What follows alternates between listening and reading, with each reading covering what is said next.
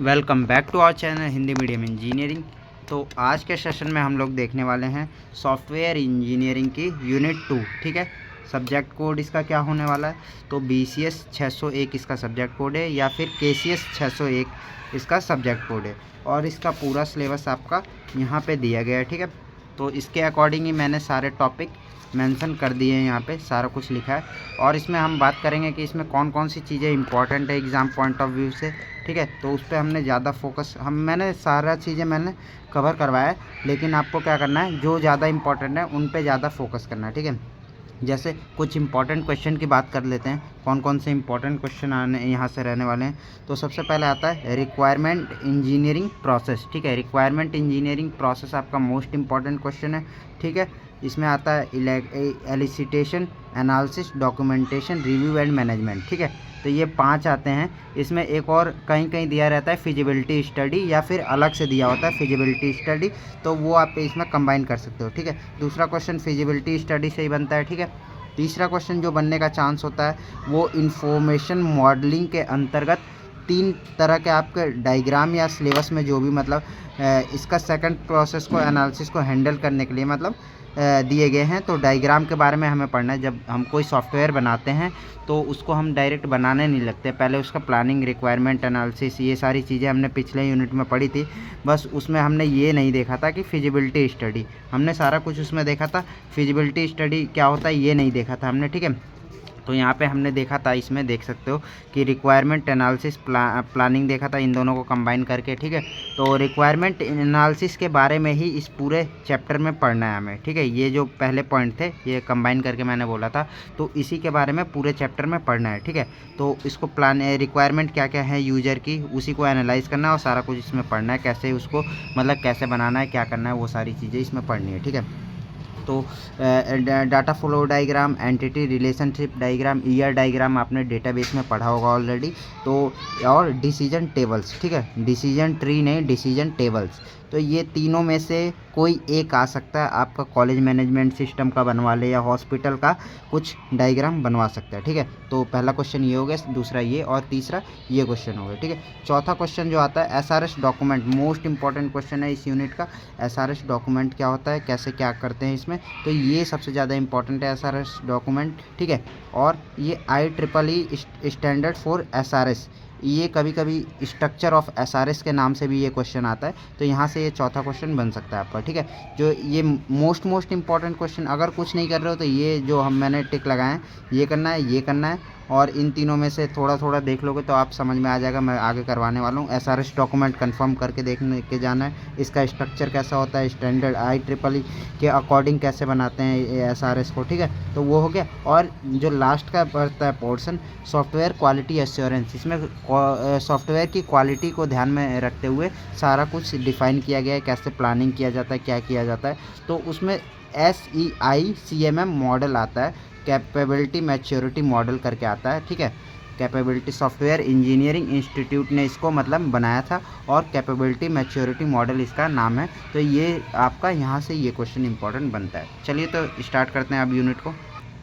तो first topic आता है रिक्वायरमेंट इंजीनियरिंग प्रोसेस क्या है। तो सिंपल सी मीनिंग है इसका कि जब भी मान लेते हैं आपकी एक सॉफ्टवेयर कंपनी है। ठीक है, तो आपके पास एक क्लाइंट आता है। ठीक है, आपके पास एक क्लाइंट आता है, उसको सॉफ्टवेयर बनवाना है। ठीक है, सॉफ्टवेयर बनवाना है उसको, कैसा, एजुकेशनल सॉफ्टवेयर बनवाना है उसको। बोलना है कि उसमें वो बोल रहा है कि मुझे ऐसा सॉफ्टवेयर दो जो जिसमें मैं बच्चों को नोट्स प्रोवाइड कर रहा सकूं। जैसे मैं ही बनवाने गया, ठीक है, आपके पास, तो मैं बोलूँगा कि मुझे ऐसा सॉफ्टवेयर बना के दो कि मैं उसमें नोट्स बच्चों को फ्री में प्रोवाइड करवा सकूँ, और उसमें टाइम टेबल सब कुछ, वीडियो का कैसे आएगा, कब क्या होना है, इवेंट कौन कौन से होने हैं, और सारा कुछ कैसे होना है उसका एक एक मुझे मतलब आइकन टाइप का बना के दो। और कभी मैं मान लेते हैं इन फ्यूचर में कोई कोर्स पर वो कोर्स के थ्रू पढ़ाना चाहता हूँ, तो वो कोर्स की डिटेल कैसे होगी, परचेज कैसे करना है बच्चों को, कैसे डिस्काउंट का फीचर आएगा, तो वो सारी चीज़ें मैं बताऊँगा उन्हें।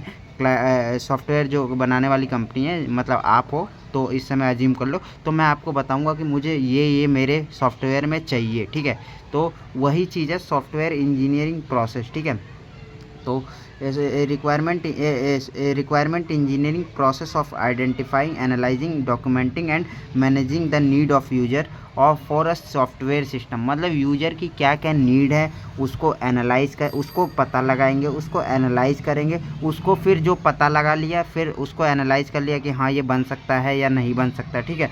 उसको बना ये होने के बाद फिर डॉक्यूमेंटिंग करेंगे, उस पर पेपर वर्क करेंगे, मतलब contract between client and user, मतलब उस पर कागजी तौर पे उस पर एक तरह से लॉ का रेगुलेशन के अकॉर्डिंग, ताकि बाद में इन फ्यूचर मैं ये ना कह सकूँ, क्लाइंट ये ना कह सके कि मैंने तो ये बोला ही नहीं था, ये बोला था मैंने तो, ठीक है। तो वो डॉक्यूमेंटिंग हो गया और फिर उस चीज़ को मैनेज करने का, ठीक है, यूजर की नीड को। तो यही सारा आता है आपका रिक्वायरमेंट इंजीनियरिंग प्रोसेस के अंदर, ठीक है। तो ये आपकी तीन डेफिनेशन है, आप कोई सा भी याद कर सकते हो। एक और पढ़ लेते हैं, the software the process to gather the मतलब requirement engineering process to gather the software requirement from the customer, analyse and document them is known as requirement engineering, ठीक है। तो ये आपका मोस्ट इंपॉर्टेंट क्वेश्चन था, ठीक है। इसका कुछ डायग्राम इस तरीके से बनता है। रिक्वायरमेंट एलिसिटेशन है यहाँ पे, ठीक है। एनालाइज एलिसिटेशन एंड एनालाइज, ठीक है। ये अलग आता है आपका, मतलब सिलेबस में दिया है, ये पांचों यहाँ से दिया है। फिजिबिलिटी स्टडी अलग से दिया है आपके सिलेबस में, ये फिजिबिलिटी स्टडी अलग से दिया है, लेकिन मैंने रिसर्च किया काफ़ी, तो मुझे पता चला कि मतलब रिक्वायरमेंट इंजीनियरिंग के प्रोसेस के अंदर आपका एलिसिटेशन दिया, एनालाइज दिया, डॉक्यूमेंटेशन, रिव्यू एंड मैनेजमेंट दिया, ठीक है। 5 दिए हैं आपके, ठीक है। तो और फिजिबिलिटी स्टडी अलग से दिया, लेकिन मैंने जब एनालाइज किया, नेट पे रिसर्च किया बहुत सारा, तो कई जगह तो इतना ही दिया है, जैसे सिलेबस में इतना ही दिया है, लेकिन अदर जगह पे फिजिबिलिटी स्टडी भी इसमें ऐड किया था, तो ठीक है। तो इसका डायग्राम कुछ इस तरीके से बना सकते हो, feasibility study, requirement, elicitation and analysis, ठीक है। एलिसिटेशन आप एनालिसिस ऐसे, मतलब ये मैंने रेफ़र किया है गूगल से, एक इमेज ली थी तो उसमें ऐसे ही दिखाया था, ठीक है। नहीं तो फिर मेरे को तो मतलब ज़्यादा समझ में नहीं आया है, तो फिर मैंने अपना बना दिया, ठीक है। अपना कैसे बना दिया कि फिजिबिलिटी स्टडी होती है सबसे पहले, ठीक है। फिर रिक्वायरमेंट एलिसिटेशन होता है, रिक्वायरमेंट एनालिसिस होती है, रिक्वायरमेंट स्पेसिफिकेशन होता है, मतलब एसआरएस होता है इसमें, और फिर रिक्वायरमेंट वैलिडेशन होता है, रिक्वायरमेंट मैनेजमेंट होता है, ठीक है। तो ये आपको 5 मेनली ये हर जगह मिलेंगे। वैलिडेशन मतलब रिव्यू वाला ही है, जो ये आपके यहाँ पे सिलेबस में दिया है, ये रिव्यू वाले को ही वैलिडेशन बोला गया है, ठीक है। तो ये सारा हो गया आपका। और डॉक्यूमेंटेशन, ये रिक्वायरमेंट स्पेसिफिकेशन को ही डॉक्यूमेंटेशन कहा गया है। एनालिसिस एंड एलिसिटेशन आपको पता ही चल गया। और फिजिबिलिटी स्टडी पे हम लोग बात करते हैं, ठीक है। तो फिजिबिलिटी स्टडी क्या होता है? In this step we check whether the project is possible and practical to develop और नॉट, मतलब कि इसमें हम लोग इस चीज़ पे बात करते हैं कि प्रोजेक्ट क्या, जैसे उसने बोला कि हाँ प्रोजेक्ट ये चाहिए मुझे, ये चाहिए, तो इसमें फिजिबिलिटी स्टडी में क्या बात की जाती है कि क्या प्रोजेक्ट बनाया जा सकता है कि नहीं बनाया जा सकता, कैसे कि क्या हमारे पास बनाने के लिए टेक्निकल फिजिबिलिटी यानी टेक्निकल टूल्स हैं, टीम मेंबर्स हैं, स्किल्ड मतलब जो कंपनी है उसके पास मान लेते हैं कि इसमें पाइथन की कोडिंग लगेगी कोई सॉफ्टवेयर बनाने में, और कंपनी के पास पाइथन का ऐप है ही नहीं, पाइथन का मॉड्यूल है ही नहीं, वो कैसे यूज करेगी, कैसे बनाएगी, तो वो टेक्निकल फिजिबिलिटी में आ गई। इकोनॉमिकल फिजिबिलिटी मतलब उतना पैसा, क्या उनके पास उतना पैसा है, मतलब इकोनॉमिक है, ठीक है, ये फाइनेंशियल फिजिबिलिटी में आती है, और इकोनॉमिक फिजिबिलिटी भी इसी से रिलेटेड होती है, ठीक है। पैसा वाला तो फाइनेंशियल में आ सकता है और इकोनॉमिक में भी आ सकता है, ठीक है। ऑपरेशनल फिजिबिलिटी क्या हो गई कि क्या ऑपरेशन सारे, मतलब ये आपके एग्जांपल है, आगे हम लोग फिजिबिलिटी स्टडी को डीप में देखने वाले हैं, वहाँ पे सारा डेफिनेशन लिखा हुआ है, ठीक है। तो आपको कंफ्यूज होने की ज़रूरत नहीं है। फिजिबिलिटी स्टडी का मतलब ये सिंपल सा मतलब है कि स्टार्टिंग मतलब हम लोग सॉफ्टवेयर बनाने से पहले ही देख लेते हैं क्या वो सॉफ्टवेयर बन भी सकता है या नहीं बन सकता है। जैसे एग्जांपल क्या होगा, before developing a mobile banking app the company checks if technology, cost and time are suitable, मतलब क्या ये सारी चीज़ें सूटेबल हैं। अगर ये फिजिबिलिटी स्टडी अगर मतलब हो गई और उसमें सूटेबल होता है सब कुछ, कि मतलब हम लोग बना सकते हैं, तो आउटपुट इसका क्या होता है, यहाँ से अप्रूवल मिल जाता है, ठीक है, अप्रूवल, ठीक है, APPROVAL, अप्रूवल यहाँ से मिल जाता है कि हाँ बनाना अब चालू कर सकते हैं। अब रिक्वायरमेंट एलिसिटेशन क्या होता है, इस पर बात कर लेते हैं।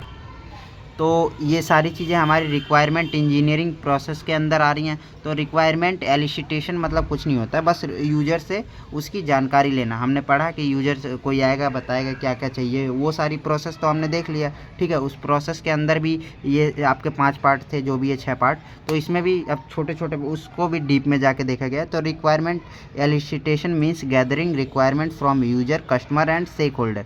देखो, user, customer and stakeholder. Stakeholder क्या होते हैं? कस्टमर या क्लाइंट को ही स्टेक होल्डर कहा जाता है, जो बनवाता है मतलब, ठीक है। तो ये आपका रिक्वायरमेंट एलिसिटेशन होता है कि मतलब यूजर से कैसे इकट्ठा की जाएंगी उसकी रिक्वायरमेंट, उसी को एलिसिटेशन कहा जाता है, ठीक है। मेथड कौन कौन से यूज किए जाते हैं? तो इंटरव्यू मेथड होता है, क्वेश्चनैरियो मेथड होता है, मतलब क्वेश्चन आंसर की फॉर्म में इसमें देखा जाता है, क्वेश्चनैरे करके आता है, ठीक है। और मीटिंग्स के फॉर्म में हो सकता है, ऑब्जर्वेशन के फॉर्म में हो सकता है, ब्रेन स्टॉर्मिंग।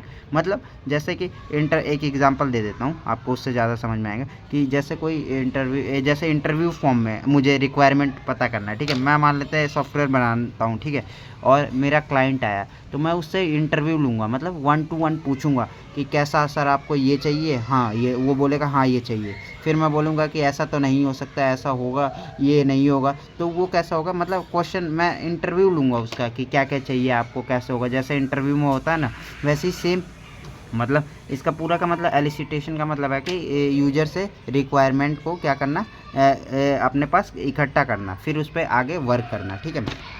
तो यूज़र की रिक्वायरमेंट कैसी हो सकती है कि हाँ मुझे सस्ते में और ऐसा टिकाऊ सॉफ्टवेयर चाहिए जो आसानी से 100-200 लोगों को हैंडल कर ले इजीली, ठीक है। तो वो सारी चीज़ें हो जाएंगी, ठीक है।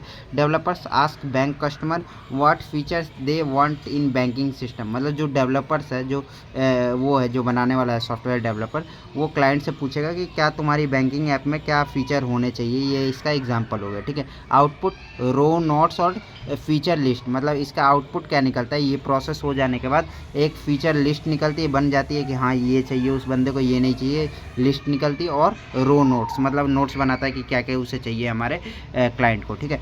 फिर अब एनालिसिस का फेस आता है। तो एनालिसिस फेज में क्या होता है कि इन this step analysing the refining the analysing and refining, 2 keyword याद रखना है, इन analysing and refining the gathered requirement. मतलब जो इकट्ठा की गई है लिस्ट, जो उसके फीचर या जो नोट्स बनाए गए हैं, मतलब कि जो यूजर की क्या थी, जो डिमांड थी यूजर की कि मुझे ऐसा सॉफ्टवेयर चाहिए, उसको अब एनालाइज किया जाएगा और रिफाइन किया जाएगा। जैसे कि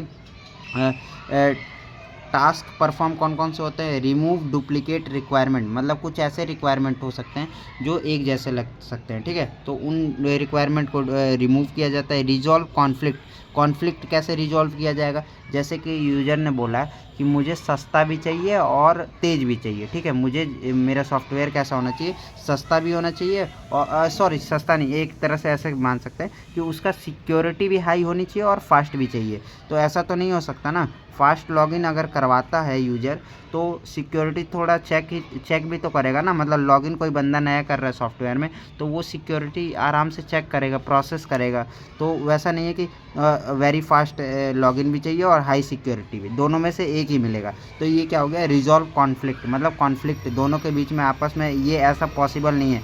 या फिर धीरे चलाओ और तब तुम हाई सिक्योरिटी मिलेगी, या फिर तेज़ चलाओ तो तुम्हें क्या मिलेगी? लो सिक्योरिटी मिलेगी।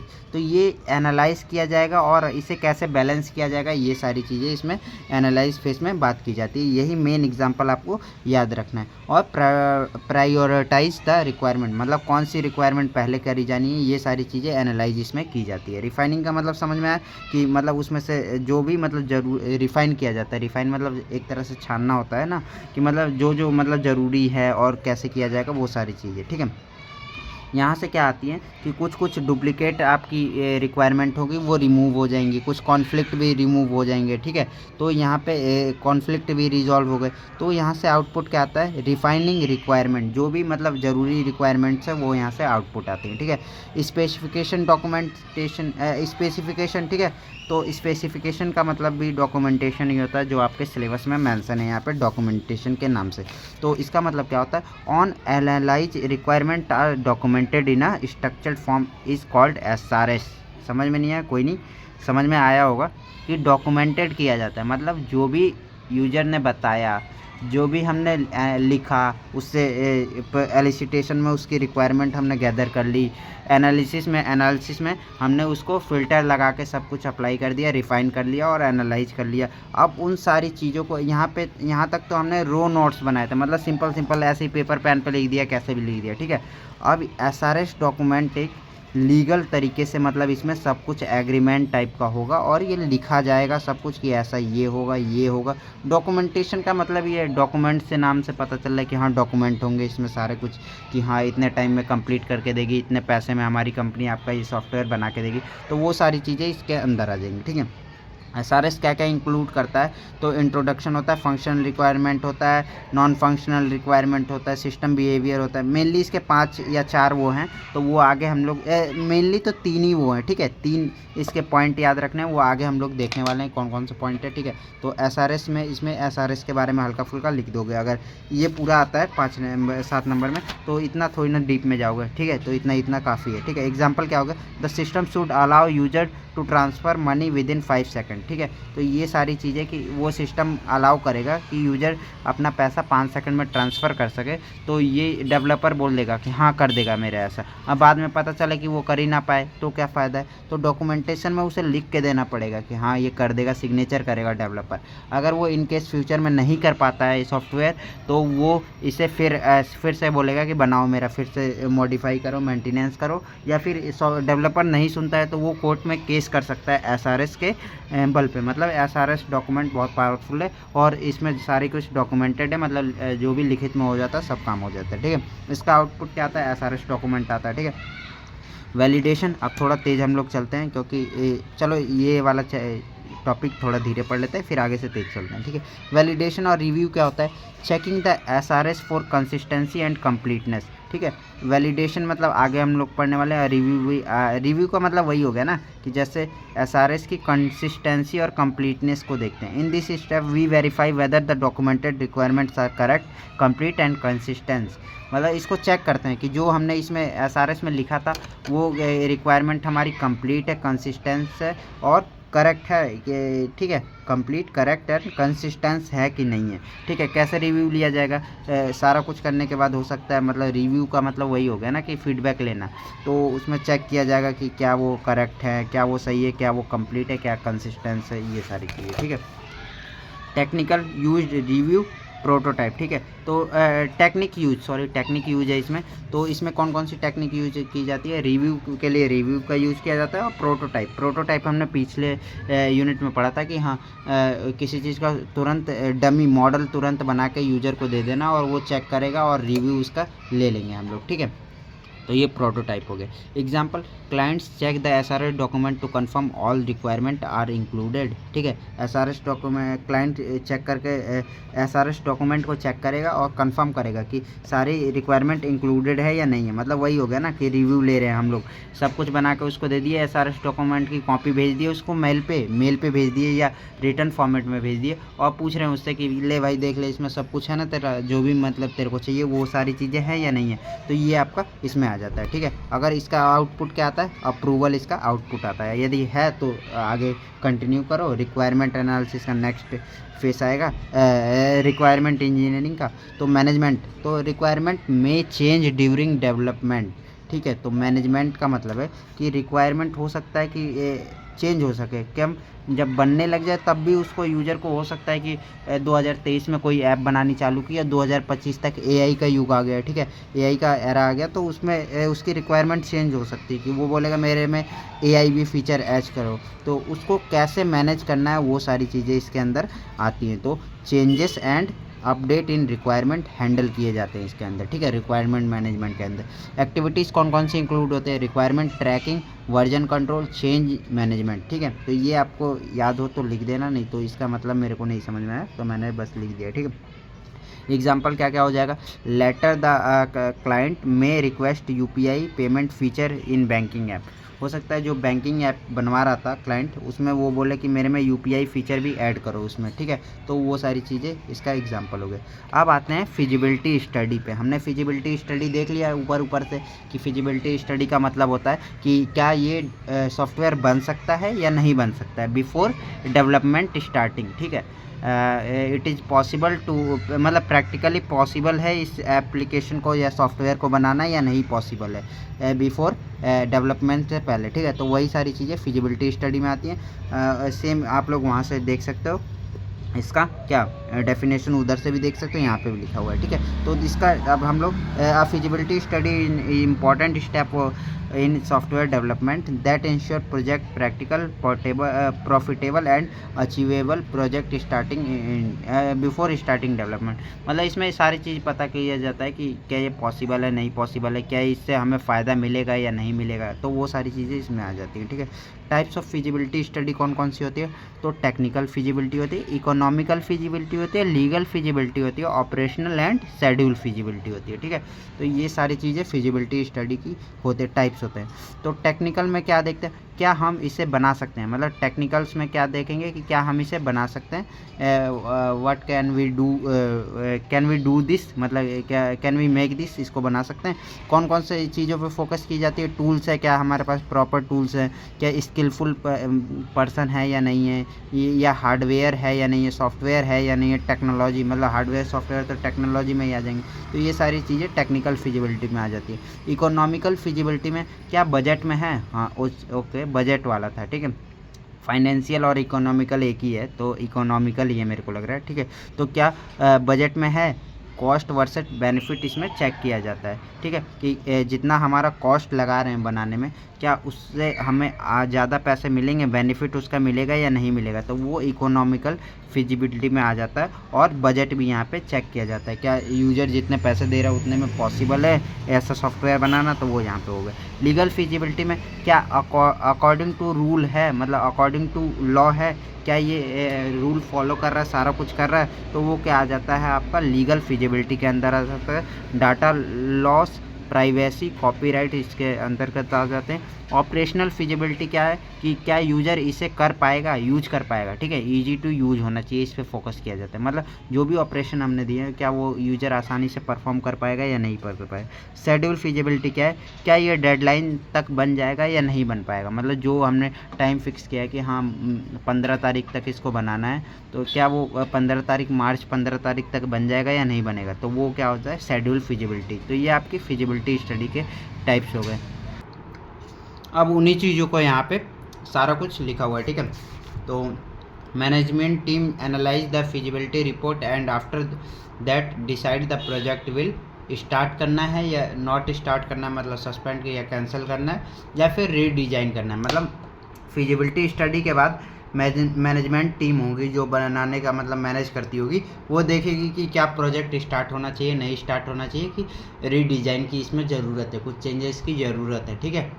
तो ये चीज़ें इसमें मैनेजमेंट मतलब टीम फिजिबिलिटी स्टडी के अंदर आती है। और टाइप्स हमने उधर ऊपर से देख ही लिया है, ठीक है।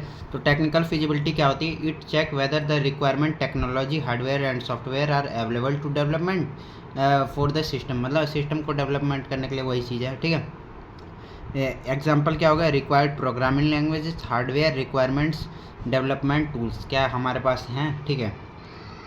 इकोनॉमिकल फिजिबिलिटी वही चीज़ होगी, क्या बजट में है, और कॉस्ट वर्सेस बेनिफिट एनालिसिस इसमें किया जाता है, ठीक है।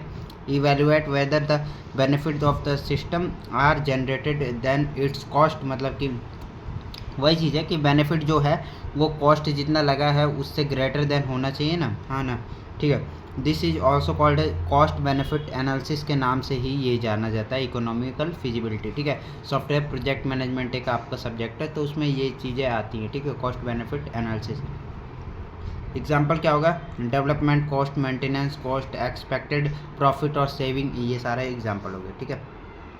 ऑपरेशनल फिजिबिलिटी हमने बताया था, क्या यूजर उसे कर पाएगा अच्छे से ऑपरेशन जो भी उसमें है, तो it check whether the system will work efficiently in the organization and be accepted by the user, क्या यूजर उसे एक्सेप्ट मतलब यूजर के द्वारा एक्सेप्टेड किया जाएगा, मतलब ईजी टू यूज करने लायक होना चाहिए, यूजर फ्रेंडलेस होना चाहिए, ठीक है। ऑर्गेनाइजेशनल सपोर्ट होना चाहिए, मतलब कुछ गड़बड़ी आती है सॉफ्टवेयर में तो उसकी सपोर्ट टीम बैठी होनी चाहिए। जैसे जियो पे हम कुछ नेट स्लो चलता है तो उसकी सपोर्ट टीम पे हम लोग जियो कंप्लेंट पे फ़ोन करते हैं, उस तरीके से, ठीक है। शेड्यूल फिजिबिलिटी वही हो गया, it determines weather the project can be completed with in the specific time limit, मतलब उस टाइम पीरियड में ख़त्म हो जाए, डेडलाइन से पहले प्रोजेक्ट ख़त्म हो जाना चाहिए, ठीक है। Example project deadline, resource availability इसका एग्जाम्पल हो गया, ठीक है। लीगल फिजिबिलिटी में क्या आता है, तो legal feasibility ensure that the project does follow all law and rules and regulation, ठीक है। Copyright laws, data protection, software license, ETC, ये सारे कुछ लॉ फॉलो करने चाहिए उसके, ठीक है। तो एग्जांपल इसका क्या हो जाएगा, डेटा प्राइवेसी लॉ फॉलो करने चाहिए, security regulation, financial transaction rule, सारा कुछ फॉलो होना चाहिए। इसका ऑब्जेक्टिव क्या है, फिजिबिलिटी स्टडी का to determine whether the project is technically possible. सबसे पहला ऑब्जेक्टिव वे है कि वो टेक्निकल पॉसिबल, मतलब पॉसिबल है बनाना उसको या नहीं, ठीक है। एस्टिमेट कॉस्ट और बेनिफिट एनालिसिस, ठीक है, कॉस्ट का मतलब वही चारों पांचों टाइप के यहाँ पे वो ऑब्जेक्टिव के थ्रू मतलब समझाने की कोशिश कर रहा है। To check whether the project is completed within the time, हाँ यही टाइम वाला शेड्यूल वाला। To ensure the system will work efficiently in the organization, मतलब ये वही है कि यूजर ऑपरेशनल फिजिबिलिटी यहाँ पे चेक कर रहा है। एडवांटेजेस क्या हो गया, reduce project risk, help in better decision making और सेव टाइम एंड कॉस्ट, ठीक है। इम्प्रूव प्रोजेक्ट प्लानिंग, ठीक है। तो ये सारा चीज़ इसका एग्जाम्पल हो गया। अब आता है कि एक बार क्वेश्चन यूनिवर्सिटी एग्जाम में आया था कि एलिसिटेशन की टेक्निक्स कौन कौन सी होती हैं, जो यूजर से हम रिक्वायरमेंट इकट्ठा करना है उसकी कौन कौन सी टेक्निक्स होती हैं जिसके थ्रू हम लोग यूजर से क्या उसकी रिक्वायरमेंट को इकट्ठा कर रहे हैं। तो सबसे पहले आता है इंटरव्यू, ठीक है। क्वेश्चनैरे करके है, ऑब्जर्वेशन है, प्रोटोटाइप है, डॉक्यूमेंट एनालिसिस है और ब्रेन स्टॉर्मिंग है, ठीक है। तो ये सारी चीज़ें आपकी यहाँ पे दिखाई दे रही हैं। आगे हम लोग इसको डिटेल में पढ़ लेते हैं। तो अब बात करते हैं इनकी टेक्निक्स पे कौन कौन सी होती है। तो इंटरव्यू वाला टेक्निक है, ठीक है। In this technique the analyst directly ask question, मतलब जो डेवलपर होगा या एनालिस्ट होगा वो डायरेक्टली यूजर से उसके क्वेश्चन पूछेगा कि कैसा तुम्हें सॉफ्टवेयर चाहिए, ठीक है। तो इसके दो टाइप्स होते हैं, स्ट्रक्चर्ड इंटरव्यू और अनस्ट्रक्चर्ड इंटरव्यू, ठीक है। फिक्स्ड क्वेश्चन होते हैं, स्ट्रक्चर में फिक्स्ड क्वेश्चन होंगे कि हाँ ये क्वेश्चन मुझे पूछना है, और अनस्ट्रक्चर्ड में ओपन डिस्कशन होगा, मतलब उसके मन में जो आए वो बोला, जो इधर से डेवलपर के मन में आया वो बोला, ठीक है।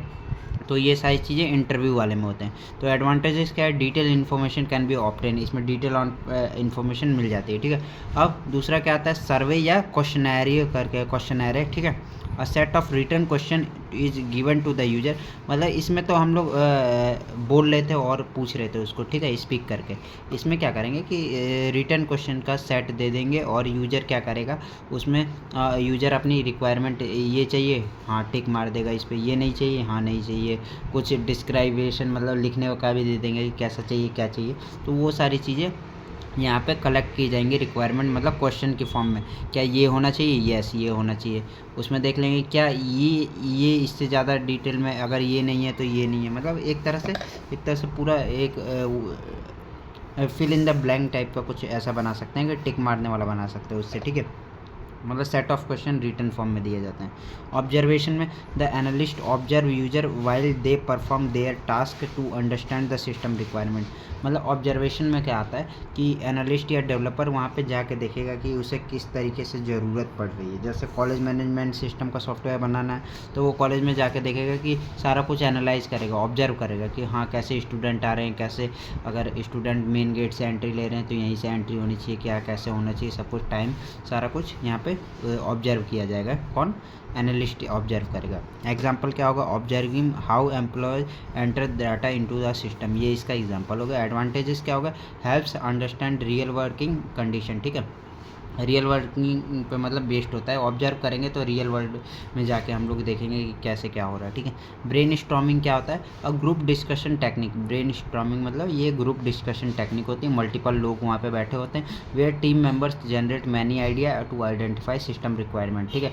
तो इसमें क्या होता है कि जब कोई से क्लाइंट के पास ज़्यादा आइडिया नहीं होता कि कैसे क्या बनवाना चाहिए, तो वहाँ पर टीम मेंबर ही सारा कुछ बैठे रहेंगे और क्लाइंट भी बैठा रहेगा, और क्या होगा कि ग्रुप डिस्कशन होगा, आपस में सब बात करेंगे और टीम मेंबर्स क्या करेंगे, आइडिया देंगे उसे कि हाँ तुम ऐसा सॉफ्टवेयर बनवा सकते हो, ये फ़ायदा होगा इसमें। तो वो बोलेगा हाँ। जैसे कपड़े की दुकान पे जाते हो तुम, तो तुम बोलते हो कि मुझे पैंट चाहिए, तो वो पैंट कई वैरायटी की दिखा देगा आपको। जीन्स की पैंट दिखा देगा, ब्लैक दिखा देगा, ब्लू दिखाएगा, कहेगा कि इसमें ये ट्राउजर है, ये कंफर्टेबल है। तो वो सारी चीज़ें ब्रेन स्टॉर्मिंग के अंदर आती है, ठीक है।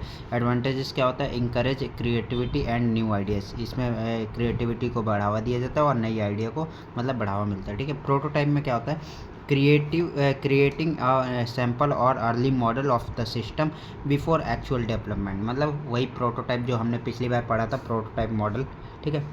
तो यहाँ पे प्रोटोटाइपिंग में वही डमी बना दिया जाएगा, अर्ली मॉडल बना दिया जाएगा और यूज़र को दे दिया जाएगा डेवलपमेंट स्टार्ट होने से पहले ही। और user can see test the model then analyst generate the feedback और रिव्यू। मतलब बेसिक फंक्शन उसमें डाल दिए जाएंगे सॉफ्टवेयर में, और जो मतलब ज़्यादा ज़रूरी है वो भी डाल दिए जाएंगे। मतलब बेसिक फंक्शन का मतलब समझ रहे हो ना? यहाँ जैसे पेड़ के, तुम्हें यहाँ पेड़ है, ठीक है, और यहाँ पे मैंगो है, तो तुम्हें यहाँ तक ले जाया जाएगा, इस ब्रांच तक, उससे आगे नहीं ले जाया जाएगा। नेक्स्ट आता है आपका डॉक्यूमेंट एनालिसिस। तो existing documents, report and manual are study to understand system requirement, ठीक है। तो जो एग्जिस्टिंग डॉक्यूमेंट्स है, मतलब जो पहले से उस टाइप का सॉफ्टवेयर बन चुका है, और उसके डॉक्यूमेंट को एनालाइज किया जाएगा। सॉरी यहाँ पे आ नहीं रहा कोने में पूरा, ठीक है। तो डॉक्यूमेंट को एनालाइज किया जाएगा, यहाँ पे रिपोर्ट बनाई जाएगी, और मैनुअल और स्टडी, मतलब जो भी डॉक्यूमेंट पहले उस टाइप के रिलेटेड सॉफ्टवेयर बन चुके हैं, तो उन सारी सॉफ्टवेयर को उन सारे डॉक्यूमेंट को एनालाइज किया जाएगा, एग्जिस्टिंग डॉक्यूमेंट को, और सिस्टम के रिक्वायरमेंट को समझा जाएगा। जैसे कि एक सेम टाइप के कंपनी मान लेते हैं, सेम टाइप का उसको सॉफ्टवेयर चाहिए, तो एक कंपनी ने एक सॉफ्टवेयर बना दिया, मतलब एक डेवलपर ने एक सॉफ्टवेयर बना दिया। अब उस कंपनी को भी सेम चाहिए, तो वो क्या करेगा? दूसरी वाली कंपनी का डॉक्यूमेंट, जो भी SRS डॉक्यूमेंट था, या उन सबको स्टडी करेगा।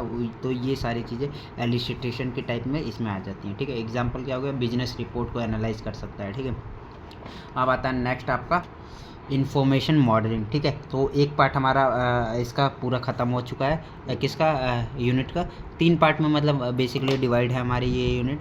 तो एक वो था, और दूसरा पार्ट इन्फॉर्मेशन मॉडलिंग, जिसमें हम लोग डायग्राम पढ़ने वाले हैं, और डिसीजन टेबल और मल्टीपल टाइप के डायग्राम पढ़ेंगे। तीसरा आपका आता है क्वालिटी एश्योरेंस वाला, जो SQA वाला है, मतलब क्वालिटी पे, उस पर सॉफ्टवेयर की क्वालिटी पे बात की जाएगी। तो चलिए इसको भी देख लेते हैं। तो इन्फॉर्मेशन मॉडलिंग क्या होती है? Information modelling represent system requirement using diagram की हेल्प से सिस्टम की रिक्वायरमेंट को इसमें व्यक्त किया जाता है, ठीक है। टाइप्स कौन कौन से होते हैं? DFD डाटा फ्लो डायग्राम होता है, ER डायग्राम होता है, एंटिटी रिलेशनशिप डायग्राम, और डिसीजन टेबल होती हैं, ठीक है। तो सबसे पहले बात करते हैं data flow diagram. Data flow diagram DFD, या फिर इसको बबल चार्ट के नाम से भी जाना जाता है, ठीक है। तो DFD show how data moves through the system, ठीक है। ये शो करता है कि डाटा कैसे मूव करेगा सिस्टम में। और data flow diagram is a graphical representation of how data moves through a system. या तो ये एक डेफिनेशन लिखो, या ये बात एक ही, ठीक है। It's so where data come from, मतलब डेटा कहाँ से आ रहा है, कहाँ डेटा जाएगा, और हाउ डाटा प्रोसेस, मतलब डेटा कैसे प्रोसेस्ड होगा। एग्जाम्पल के लिए हम लोग बात करते हैं, जैसे कि आप लोग कई वेबसाइट पे जाते हो, तो वहाँ पे लॉगिन करते हो, तो क्या होता है? आप उसमें डाटा दे रहे हो, ठीक है। लॉगिन में डाटा दे रहे हो वहाँ पे, फिर वो डाटा क्या होगा कि लॉगिन होगा तो सिस्टम उसे चेक करेगा, फिर आपका वो डाटा नेक्स्ट पेज पे चला जाएगा, मतलब आपकी कुछ ID बन जाएगी, और आपका पूरा सिस्टम खुल जाएगा। मतलब वैसे कि डाटा है आपका, वो डाटा कैसे फ्लो हो रहा है स्टेप बाय स्टेप, वही सारी चीज़ें इसमें डेटा फ्लो डायग्राम में देखते हैं, ठीक है। तो इसके नाम से ही पता चल रहा है डेटा फ्लो डायग्राम, ठीक है।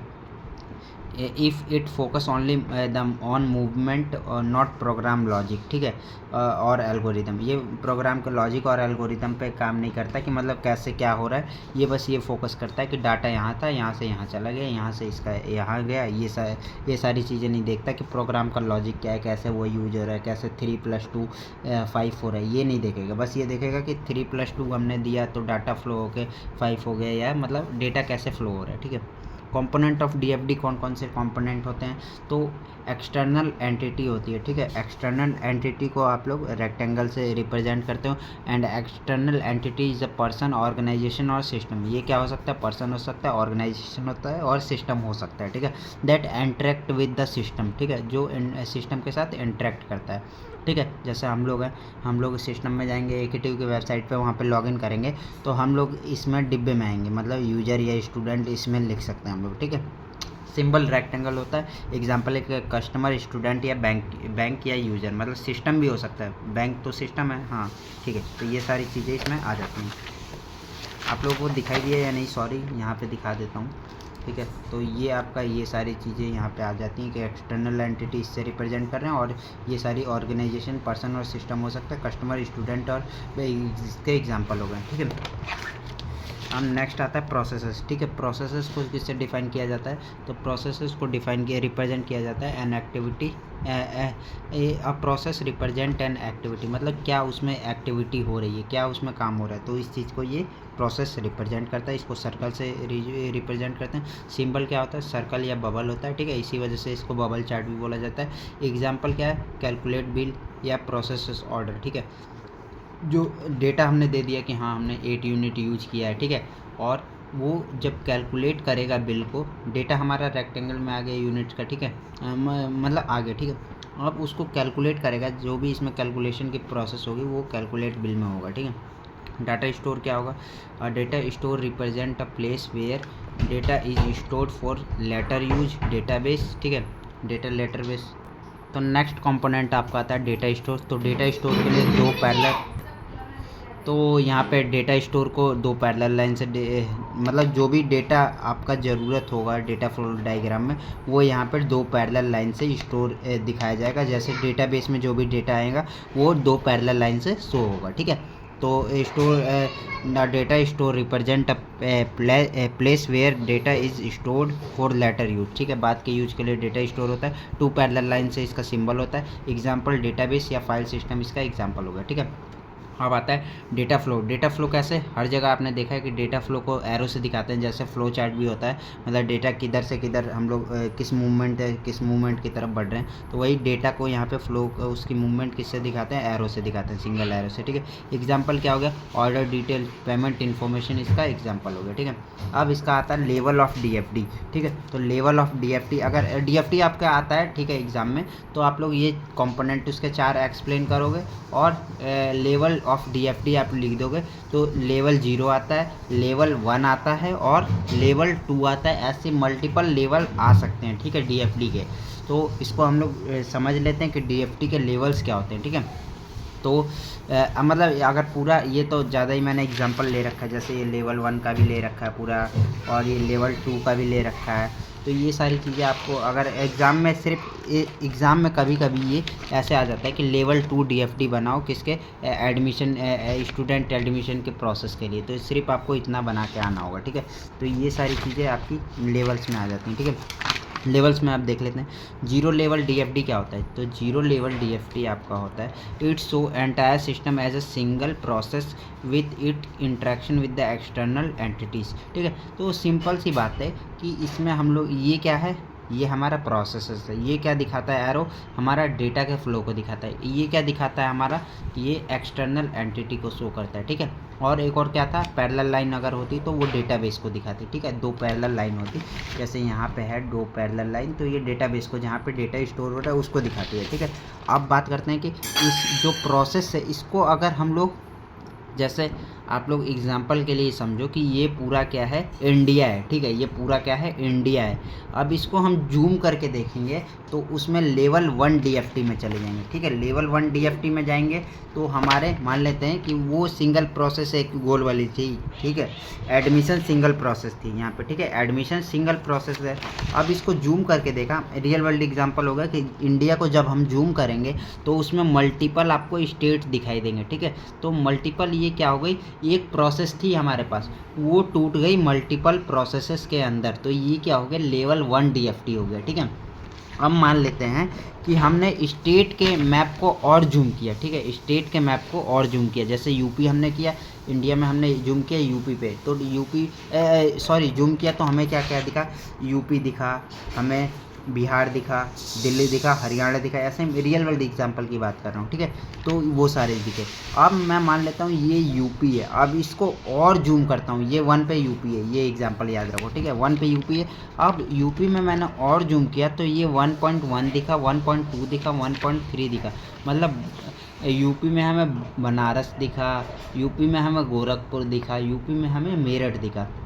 तो सेम चीज़ें अब मान लेते हैं कि इसको और जूम करूँगा तो वो लेवल 3 DFT बनेगा। क्या बनेगा? लेवल 3। जितना जूम करते जाओगे किसी प्रोसेस को उतना वो मतलब डिटेल शो करता जाएगा। डिस्ट्रिक्ट में मान लेते हैं, जैसे ये यूपी था, अब ये 1.1 यूपी का कौन सा बना? मेरठ, डिस्ट्रिक्ट बन गया, ठीक है। अब डिस्ट्रिक्ट में और जूम करेंगे, इसको भी और आइडेंटिफाई, इसको खोल के देखेंगे, इसको जूम करके, तो इसमें क्या दिखेगा हमें? विलेज दिखेंगे, टाउन दिखेंगे। तो वो सारी चीज़ें आती हैं लेवल ऑफ DFD के अंदर। मतलब एक प्रोसेस है, ठीक है, एक प्रोसेस है आपके पास, एक प्रोसेस है, उसको ये एडमिशन प्रोसेस है, तो ये लेवल 1 DFD है, ठीक है। Entire system into a single process में डिफाइन होता है, ठीक है।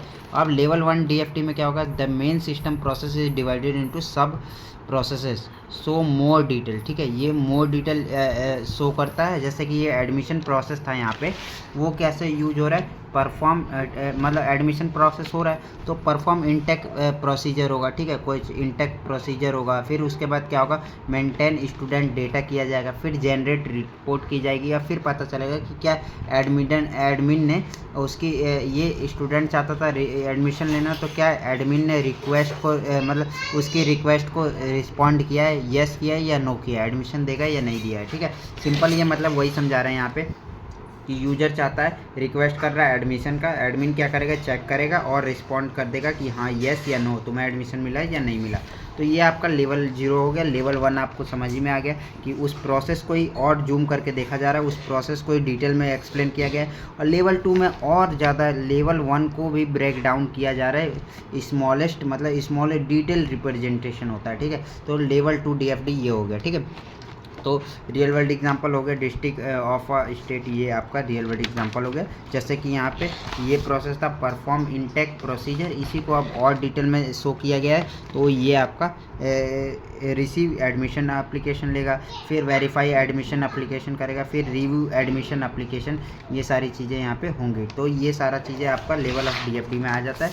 अब DFD रूल्स फॉर DFD कुछ देख लेते हैं कि DFD आपको बनाने के लिए एग्ज़ाम में आता है, तो कैसे आप लोग DFD बनाओगे। तो सबसे पहले हमारे पास 4 कंपोनेंट थे। क्या था? एक्सटर्नल एंटिटी, सर्कल क्या था? प्रोसेस था, पैरेलल लाइन क्या थी? हमारी डेटा स्टोरेज थी, डेटाबेस था या स्टोरेज था, और आपका फ्लो एरो क्या बता रहा था? फ्लो बता रहा था। तो रूल्स फॉर DFD क्या हो जाएगा कि एक्सटर्नल मतलब किसके दो बीच, जैसे ये है, क्या ऐसे बना सकता हूँ मैं? DFD ऐसे बना सकता हूँ क्या? ये आपका एक्सटर्नल एंटिटी एक कनेक्ट कर सकता हूँ दूसरी एक्सटर्नल एंटिटी से, ऐसा हो सकता है क्या?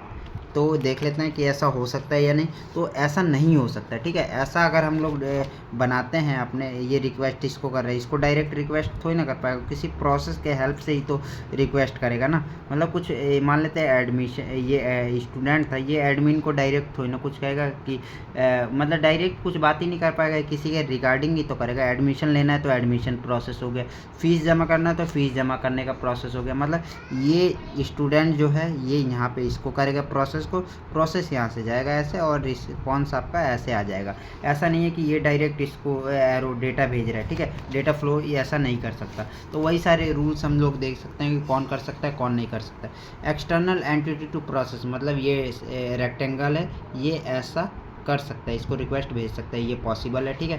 प्रोसेस टू एक्सटर्नल एंटिटी मतलब ये भी इसको भेज सकता है, तो ये भी हो गया, ठीक है। Process to store and back मतलब कि प्रोसेस आपका डेटाबेस को वो कर सकती है, ये डेटाबेस है तो ये इसको कर सकती है, ठीक है। ऐसा नहीं है कि ये इसको नहीं कर सकती। Process to process data can flow, process to process भी हो सकता है। Oh sorry, process to process, हाँ ठीक है। ये गोल वाला और ये गोल वाला आपस में एक दूसरे को रिक्वेस्ट और रिस्पॉन्स कर सकते हैं, डेटा फ्लो इसके बीच में हो सकता है, ठीक है। और किन के बीच में नहीं हो सकता? एक्सटर्नल एंटिटी और एक्सटर्नल एंटिटी के बीच में नहीं हो सकता, ये नहीं पॉसिबल नहीं है। एक्सटर्नल एंटिटी टू स्टोर मतलब ये और ये वाला भी पॉसिबल नहीं है। स्टोर टू एक्सटर्नल एंटिटी उसी को उल्टा लिख दिया, स्टोर टू एक्सटर्नल एंटिटी मतलब इधर से इधर या इधर से इधर बातें की है, ठीक है। अब स्टोर टू स्टोर मतलब दो पैरेलल लाइन भी आपकी डेटा का फ्लो नहीं कर सकती, ठीक है। तो ये आपका रूल्स हो गया। जब भी आपको डीएफटी बनाने के लिए आता है तो आप लोग जैसे रियल वर्ल्ड ऑब्जेक्ट है या सिस्टम है तो आप लोग इससे रिप्रेजेंट करेंगे डिब्बे से, प्रोसेस को सर्कल से, स्टोरेज को आप लोग डबल पैरेलल लाइन से, और फ्लो को आप लोग एरो से शो करेंगे। तो ये आपका डीएफडी भी यहाँ पे कंप्लीट होता है। अब आते हैं ईआर डायग्राम पर, ठीक है। तो लेक्चर थोड़ा लंबा हो रहा है, कोई दिक्कत नहीं, आराम से समझाते हैं, समझते हैं, ठीक है। तो ईआर डायग्राम क्या होता है? An entity relationship diagram is a graphical representation use to describe the structure of database और relationship between the different entities, ठीक है। इतना ज़्यादा मैंने बोल दिया, कोई दिक्कत नहीं। आपने डेटाबेस तो आपने पढ़ा है ना। ईआर डायग्राम किस लिए यूज होता है? डेटाबेस को ग्राफिकली रिप्रेजेंट करने के लिए। डेटाबेस हम बनाते हैं, ठीक है, बन गया, उसमें डेटा स्टोर करवाएंगे, लेकिन उसको बनाने से पहले या बनाने के बाद उसका कुछ मैप तो होना चाहिए ना। जैसे कोई बिल्डिंग बनती है तो उसका ब्लूप्रिंट से ही तो इंजीनियर पता लगाता है, और वो ब्लूप्रिंट बाद में भी रखा जाएगा, ठीक है। तो ईआर डायग्राम भी वही कर रहा है कि डेटाबेस के स्ट्रक्चर को डिफाइन कर रहा है, और रिलेशनशिप बिटवीन एंटिटीज़ यानी रियल वर्ल्ड ऑब्जेक्ट होते हैं, उसके बीच में रिलेशनशिप को देख रहा है। इसको मैं ज़्यादा नहीं पढ़ाऊँगा क्योंकि आपने ऑलरेडी डेटाबेस में पढ़ रखा है, ठीक है। अगर आपको देखना है तो उसके मेरे प्लेलिस्ट में जाकर डेटाबेस की वो वीडियो देख सकते हैं, या यूट्यूब पे कोई सी भी ईआर डायग्राम के बारे में वीडियो देख सकते हैं। मैं मतलब बेसिकली आपको इतना नॉलेज दे दूँगा कि आप इतना लिख के आओगे तो आपके 7 नंबर आराम से यहाँ से मिल जाएंगे, ठीक है। तो कंपोनेंट ऑफ ईआर डायग्राम कौन कौन से होते हैं? एंटिटी होता है, ठीक है, एंटिटी, ठीक है। यहाँ पे वहाँ पे क्या था कि वहाँ पे एंटिटी को एक्सटर्नल एंटिटी कहा गया था। एट्रीब्यूट होते हैं इसमें, ठीक है, एट्रीब्यूट होते हैं, और यहाँ पे रिलेशनशिप होते हैं, ठीक है, रिलेशनशिप। तीन यहाँ पे कंपोनेंट हो गए। तो क्या कहते हैं, एंटिटी को हम लोग किससे रिप्रेजेंट करेंगे? रेक्टेंगल बॉक्स से रिप्रेजेंट करेंगे। An entity is a real world object, और थिंग्स हो सकती हैं, ठीक है। एग्जांपल क्या है? ये स्टूडेंट हो सकता है, ये कस्टमर यहाँ पे लिख सकते हैं। ये मतलब कस्टमर, अगर कोई हमें डेटाबेस बनाना है, उसमें स्टूडेंट का डेटा रखना है, तो स्टूडेंट का डेटा ऐसे मतलब हम लोग डेटाबेस डिज़ाइन करेंगे तो इसको ऐसे स्टूडेंट को इसमें डिफाइन करेंगे, ठीक है। तो जैसे स्टूडेंट का name, roll number, age, student का ये एंटिटी हो गई, ठीक है। अब स्टूडेंट के क्या क्या कैरेक्टरिस्टिक हो सकते हैं या क्या क्या एट्रीब्यूट हो सकते हैं जिनसे कि स्टूडेंट को पहचाना जा सकता है? तो उसका नेम हो सकता है, उसका रोल नंबर हो सकता है, उसका आधार कार्ड हो सकता है, उसका ईमेल हो सकता है। तो ये सारी चीज़ें क्या आ जाएंगी? ये सारी चीज़ें एट्रीब्यूट होती हैं। और एट्रीब्यूट को किससे रिप्रेजेंट किया जाएगा? ओवल से, ठीक है। ओवल से आपका एट्रीब्यूट को रिप्रेजेंट किया जाता है, ठीक है। N attribute describe the properties और कैरेक्टरिस्टिक ऑफ एन एंटिटी। तो एंटिटी का कैरेक्टरिस्टिक को रिप्रेजेंट करता है। सिंबल कैसा होता है? ओवल का सिंबल होता है। एग्जाम्पल क्या होगा? नेम, एज, रोल नंबर और एड्रेस आपका ये एग्जाम्पल हो गया, ठीक है। टाइप्स ऑफ एट्रीब्यूट कौन से होते हैं? सिंपल एट्रीब्यूट होता है, कंपोजिट एट्रीब्यूट होता है, डेराइव्ड एट्रीब्यूट होता है, और की एट्रीब्यूट होता है, ठीक है। तो सिंपल एट्रीब्यूट में सिंगल होता है मतलब, ठीक है। कंपोजिट एट्रीब्यूट में मतलब कि जैसे स्टूडेंट का क्या है? एड्रेस है, तो एड्रेस में क्या होगा? स्ट्रीट का नाम होगा, विलेज का नाम होगा, बिल्डिंग का नाम होगा, या डिस्ट्रिक्ट का नाम होगा, ऐसे हो जाएगा, ठीक है। नेम भी आपका हो सकता है कंपोजिट, मतलब कि नेम में आपका पूरा यहाँ पे नेम लिखा जाएगा, यहाँ पे फर्स्ट नेम, यहाँ पे मिडिल नेम, यहाँ पे लास्ट नेम लिखा जाएगा। डेराइव्ड एट्रीब्यूट मतलब जैसे कि उसको इससे डॉटेड से फॉर्म से रिप्रेजेंट किया जाता है। जैसे कि आपकी उम्र कैसे पता लगा? जैसे DOB आपने बता दिया, तो एज क्या है? एज डेराइव्ड एट्रीब्यूट है, मतलब एज को कैलकुलेट किया जा सकता है आपके उम्र से। अब आता है की एट्रीब्यूट। तो की एट्रीब्यूट आपको पता है कि यूनिकली आइडेंटिफाई करता है, तो उसको ऐसे डिफाइन करते हैं, ओवल फिर एक नीचे डंडा, ठीक है। मल्टी वैल्यू एट्रीब्यूट मतलब किसी स्टूडेंट के 2 से ज़्यादा मोबाइल नंबर हो सकते हैं, तो यहाँ पे मोबाइल नंबर आप लोग लिख सकते हो कि मल्टी वैल्यू एट्रीब्यूट ऐसे है। इसमें अंदर मोबाइल नंबर लिख सकते हो और उसके अंदर 2 ओवल बना दोगे, ठीक है। टाइप ऑफ एंटिटी कौन कौन सी थी? ये एट्रीब्यूट के हमने टाइप देख ली। एंटिटी की कौन कौन सी टाइप है? वीक एंटिटी और स्ट्रॉन्ग एंटिटी, ठीक है। वीक एंटिटी और स्ट्रॉन्ग एंटिटी, ये आपकी हो गई टाइप्स हो गए। तो वीक एंटिटी में क्या होता है कि इसका अपना मतलब ये किसी और के उस पर डिपेंडेंट होता है।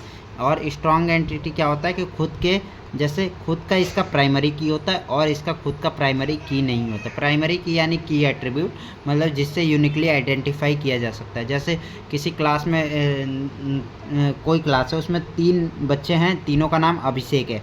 अब उसका एक फादर आया, बोला कि अभिषेक को भेज दो, ठीक है। ऑफिस में बोला तो वो प्यून जाके बोलेगा कि अभिषेक तुम्हारे फादर आएंगे, तो वो तीनों कन्फ्यूज होंगे कि कौन सा अभिषेक है, ठीक है। तो की एट्रीब्यूट क्या होगा, उसका रोल नंबर होगा, तो उस रोल नंबर को आराम से हम लोग बता सकते हैं कि ये रोल नंबर वाले अभिषेक को भेज दो, तो वो आसानी से आ जाएगा। तो उसी को बोला जाता है की, मतलब यूनिकली आइडेंटिफाई हो जाएगा, मतलब ये रोल नंबर क्या है, की है, ठीक है। तो वो यूनिकली आइडेंटिफाई हो जा रहा है, ठीक है। अब रिलेशनशिप की बात करते हैं, तो रिलेशनशिप मतलब relationship so between connection between two और मोर एंटिटीज़, मतलब एंटिटीज़, दो एंटिटीज़ हैं, जैसे रियल वर्ल्ड ऑब्जेक्ट हमने बात की थी, ठीक है। इसको रिप्रेजेंट किससे करेंगे, डायमंड शेप से रिप्रेजेंट करेंगे, और ये दो एंटिटीज़ हैं, इसके बीच में क्या क्या संबंध है, मतलब रिलेशन क्या है, जैसे स्टूडेंट और कोर्स के बीच में क्या रिलेशन है, तो इनरोल का मतलब स्टूडेंट किसी न किसी कोर्स में तो इनरोल किया होगा ना, ऐसा है, ठीक है। यहाँ पे स्टूडेंट है, यहाँ पे टीचर होता, तो क्या होता, स्टूडेंट और टीचर के बीच में क्या रिलेशन होता, वो टीच करता, मतलब टीचिंग करता, ठीक है, टीच आता, तो वो टीच रिलेशनशिप हो जाता। तो रिलेशनशिप के टाइप देख लेते हैं। तो टाइप ऑफ रिलेशनशिप क्या होता है, 1 to 1 होता है, 1 to मैनी होता है, मैनी टू 1 होता है, और मैनी टू मैनी होता है। जैसे कि जब एक पर्सन, और जैसे एक पर्सन है, ठीक है, और उसके पास एक ही पासपोर्ट होगा या एक ही आधार कार्ड होगा, तो वो 1 to 1 है, ठीक है। 1 to मैनी मतलब एक टीचर है, वो मल्टीपल स्टूडेंट को पढ़ा सकता है, ठीक है। 1 to मैनी मतलब एक टीचर मल्टीपल स्टूडेंट को पढ़ा सकता है, मतलब one entity relate to many entity हो जाएगा, ठीक है।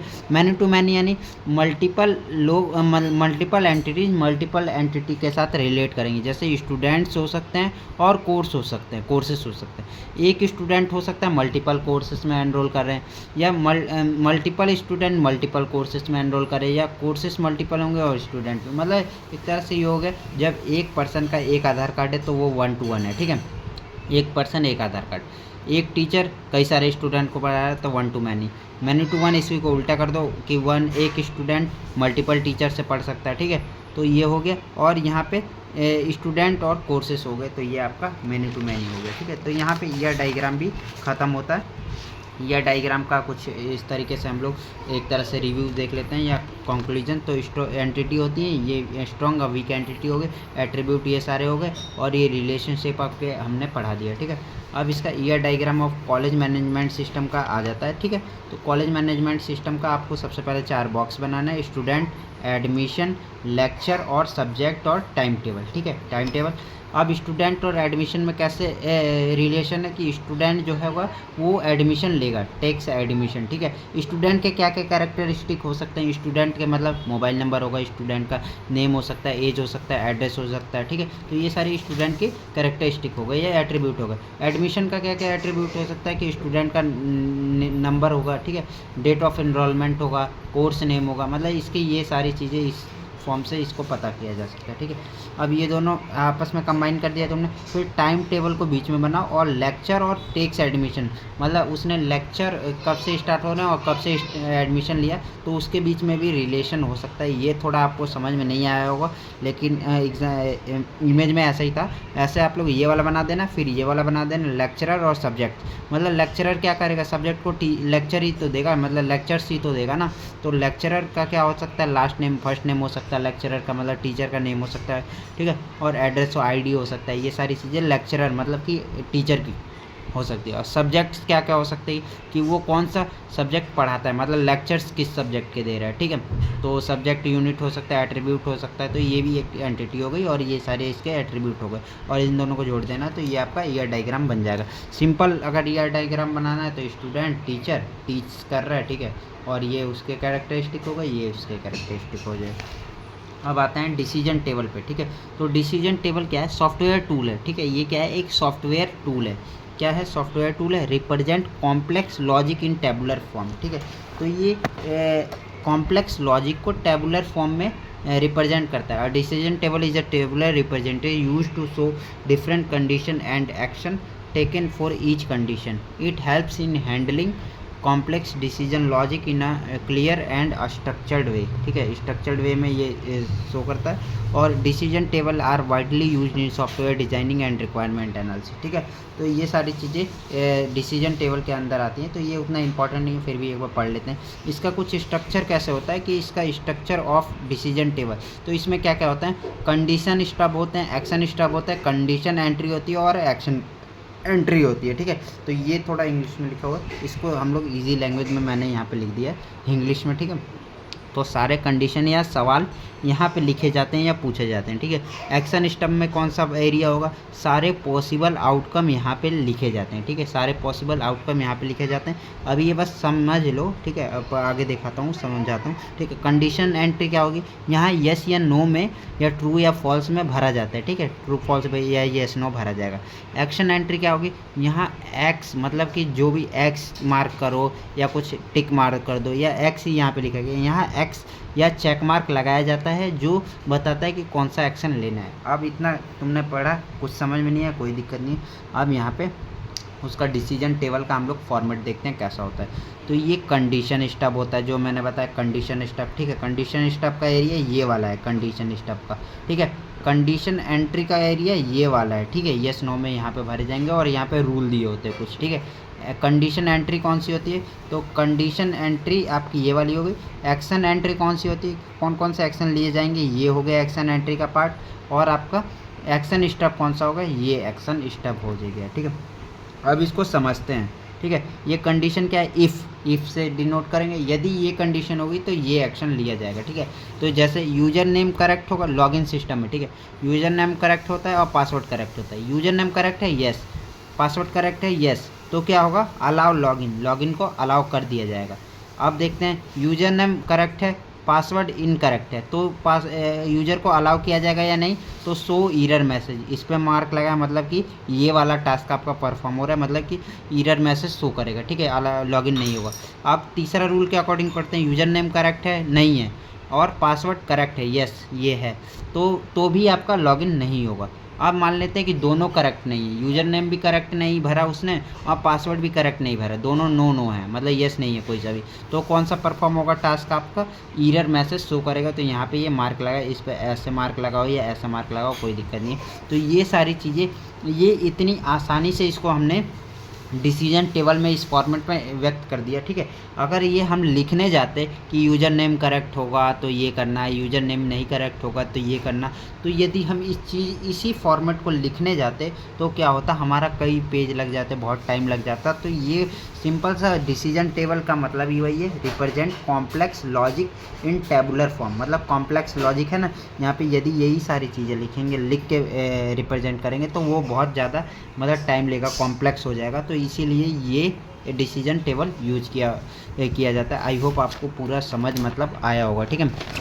अब बात करते हैं SRS डॉक्यूमेंट, मोस्ट इंपॉर्टेंट है, ठीक है। SRS डॉक्यूमेंट क्या होता है, सॉफ्टवेयर रिक्वायरमेंट स्पेसिफिकेशन, इसका फुल फॉर्म होता है, is a document that describe all function and non functional requirement of a software system. तो ये फंक्शनल रिक्वायरमेंट और नॉन फंक्शनल रिक्वायरमेंट सिस्टम को क्या करता है, डॉक्यूमेंट किया जाता है। वही है डॉक्यूमेंट, मतलब कागज़ में पत्र में, मतलब सारा कुछ डॉक्यूमेंट के फॉर्म में लिख दिया जाता है, वही SRS डॉक्यूमेंट होता है। It provide a clear description of what the system should do, how it behave, how should it behave, मतलब क्या करेगा, कैसे बिहेव करेगा, ये सारी चीज़ें इसमें लिखी जाती है। सारे react communication bridge between client end developer team, तो ये कम्युनिकेशन ब्रिज की तरह काम करता है क्लाइंट और डेवलपर टीम के बीच में, ठीक है। SRS हेल्प क्या करता है कि developers understand system requirement before development start, मतलब वो डेवलपर्स का हेल्प करता है कि कैसे हम लोग सिस्टम की क्या क्या रिक्वायरमेंट है उसको समझने में हेल्प करता है बिफोर स्टार्टिंग, डेवलपमेंट स्टार्ट होने से पहले, ठीक है। इम्पॉर्टेंस ऑफ SRS डॉक्यूमेंट का भी एक दो बार ये मतलब इम्पॉर्टेंस ऑफ SRS डॉक्यूमेंट आपका आया है एग्ज़ाम में। तो इसका क्या फ़ायदा है, मतलब एडवांटेजेस के नाम से आ सकता है, ऑब्जेक्टिव के नाम से आ सकता है, इंपॉर्टेंस के नाम से आ सकता है। तो इसका फ़ायदा क्या है, क्लियर अंडरस्टैंडिंग ऑफ रिक्वायरमेंट हो जाती है, क्लियर कम्युनिकेशन होता है, ठीक है। कम्युनिकेशन कैसे, टीम मेंबर के बीच में भी कम्युनिकेशन क्लियर होगा, मतलब सारे लोग एक ही डॉक्यूमेंट फॉलो करके, मान लेते कोई सॉफ्टवेयर बनाना है तो उसमें ऐसा तो नहीं है कि एक ही बंदा पूरा बनाएगा, उसके अलग अलग मॉड्यूल्स होंगे, अलग अलग लोग डिज़ाइन करेंगे, तो वो उनके बीच में कम्युनिकेशन क्लियर होगी, मतलब कि SRS को ही फॉलो करेंगे सब लोग और उसी के थ्रू एक ही डॉक्यूमेंट पे सारे लोग काम करेंगे। ऐसा नहीं है कि कोई ये चीज़ बना रहा है, कोई वो चीज़ बना रहा है, तो SRS डॉक्यूमेंट से कम्युनिकेशन क्लियर होती है, अंडरस्टैंडिंग सब कुछ क्लियर रहती है, रिस्क मैनेजमेंट कम हो जाता है, मतलब सब लोग एक ही चीज़ पे वर्क करेंगे तो रिस्क भी कम होगा। मतलब इसमें सारा कुछ डॉक्यूमेंटेड होता है, कैसे क्या करना है सारा कुछ होता है, तो रिस्क कम हो जाएगा। क्वालिटी एश्योरेंस, क्वालिटी हमें मिलेगी सॉफ्टवेयर के अंदर, ये आगे हम लोग पढ़ने वाले हैं, ठीक है। लीगल एंड कॉन्ट्रेक्चुअल क्लैरिटी, मतलब लीगल जो फॉर्मेलिटी होगी वो सारी चीज़ें एसआरएस डॉक्यूमेंट में लिखी होंगी और वो सारी चीज़ें फॉलो करनी होगी, ठीक है। गाइडेंस फॉर डेवलपमेंट, डेवलपमेंट के लिए गाइडेंस मिलती है। स्कोप कंट्रोल होता है, ठीक है। फ्यूचर मेंटेनेंस होता है, तो ये सारी चीज़ें इसकी इम्पोर्टेंस हो जाती हैं, ठीक है। अब नेक्स्ट बात करते हैं, तो थोड़ा मेरा फ़ोन चार्ज कम है, चलिए बात कर लेते हैं। कैरेक्टरिस्टिक ऑफ गुड एसआरएस की क्या होती है? करेक्ट ऑल, मतलब कैरेक्टरिस्टिक एसआरएस की क्या क्या कैरेक्टरिस्टिक होना चाहिए, मतलब कैसा एसआरएस होना चाहिए डॉक्यूमेंट? तो करेक्ट होना चाहिए, सही होना चाहिए, सब कुछ उसमें एक्यूरेट होना चाहिए, कंप्लीट होना चाहिए, मिसिंग वैल्यू नहीं होनी चाहिए एसआरएस में, कंसिस्टेंस होना चाहिए, नो कन्फ्लिक्ट रिक्वायरमेंट, वही चीज़ बताया जो मैंने कि हाँ तेज लॉगिन सिस्टम, फास्ट भी चाहिए सॉफ्टवेयर और सिक्योर भी चाहिए, तो ऐसा नहीं हो सकता, तो वो कंसिस्टेंस होना चाहिए, नो कन्फ्लिक्ट, मतलब वो सारी चीज़ें नहीं होनी चाहिए। एम्बिगुअस होना चाहिए, मतलब clear and easy to understand होना चाहिए।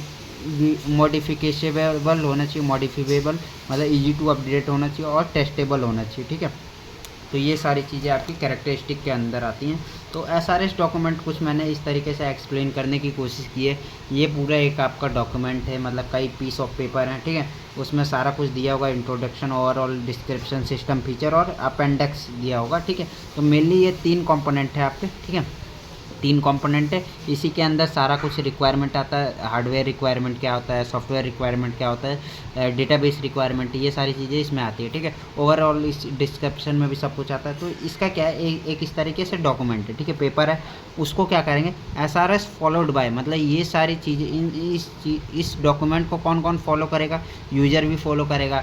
अगर टीम मान लेते हैं, एक टीम पूरी बड़ी कंपनी है, उसमें अलग अलग टीम को दे दिया कि अलग अलग पार्ट बनाओ सॉफ्टवेयर के, तो टीम ए भी इसी चीज़ को फॉलो करेगी, टीम बी भी इसी चीज़ को फॉलो करेगी, स्टेक होल्डर भी इसी चीज़ को फॉलो करेगा, देखेगा कि क्या इसमें लिखा है वही चीज़ होगा मेरे सॉफ्टवेयर में। क्लाइंट जो होगा वो भी इसी चीज़ को, जो यूजर जो लास्ट में, जैसे ये तो क्लाइंट हो गया, जो यूजर होंगे, जो एंड यूजर होंगे, जो एक्चुअल मतलब जो इसका यूज करेंगे, वो भी इसी चीज़ को सारा कुछ देखेंगे, ठीक है। तो स्ट्रक्चर ऑफ एसआरएस क्या होता है? Standard SRS documented is generally structured into the following sections, ठीक है। इस सेक्शन में डिवाइड किया गया है, ये रखा गया है।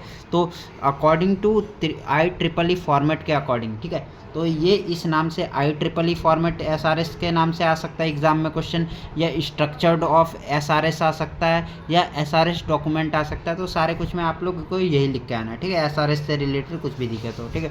इंट्रोडक्शन क्या होता है कि इसमें पर्पस दिया होता है कि ये सॉफ्टवेयर का क्या पर्पस होगा, क्या मेन ऑब्जेक्टिव होगी, स्कोप दिया होगा, ठीक है। उसके फंक्शन और बाउंड्रीज क्या क्या होंगी, ठीक है। फंक्शन क्या होंगी और बाउंड्रीज मतलब उसकी सीमा कितनी होगी, कहाँ तक उसको यूज किए, मतलब कि ये मान लेते हैं ऐसा सॉफ्टवेयर है जो 100 लोगों को हैंडल कर सकता है, उससे ज़्यादा हैंडल करेगा तो ये मतलब फेल होने लगे, तो बाउंड्रीज हो गया, ठीक है।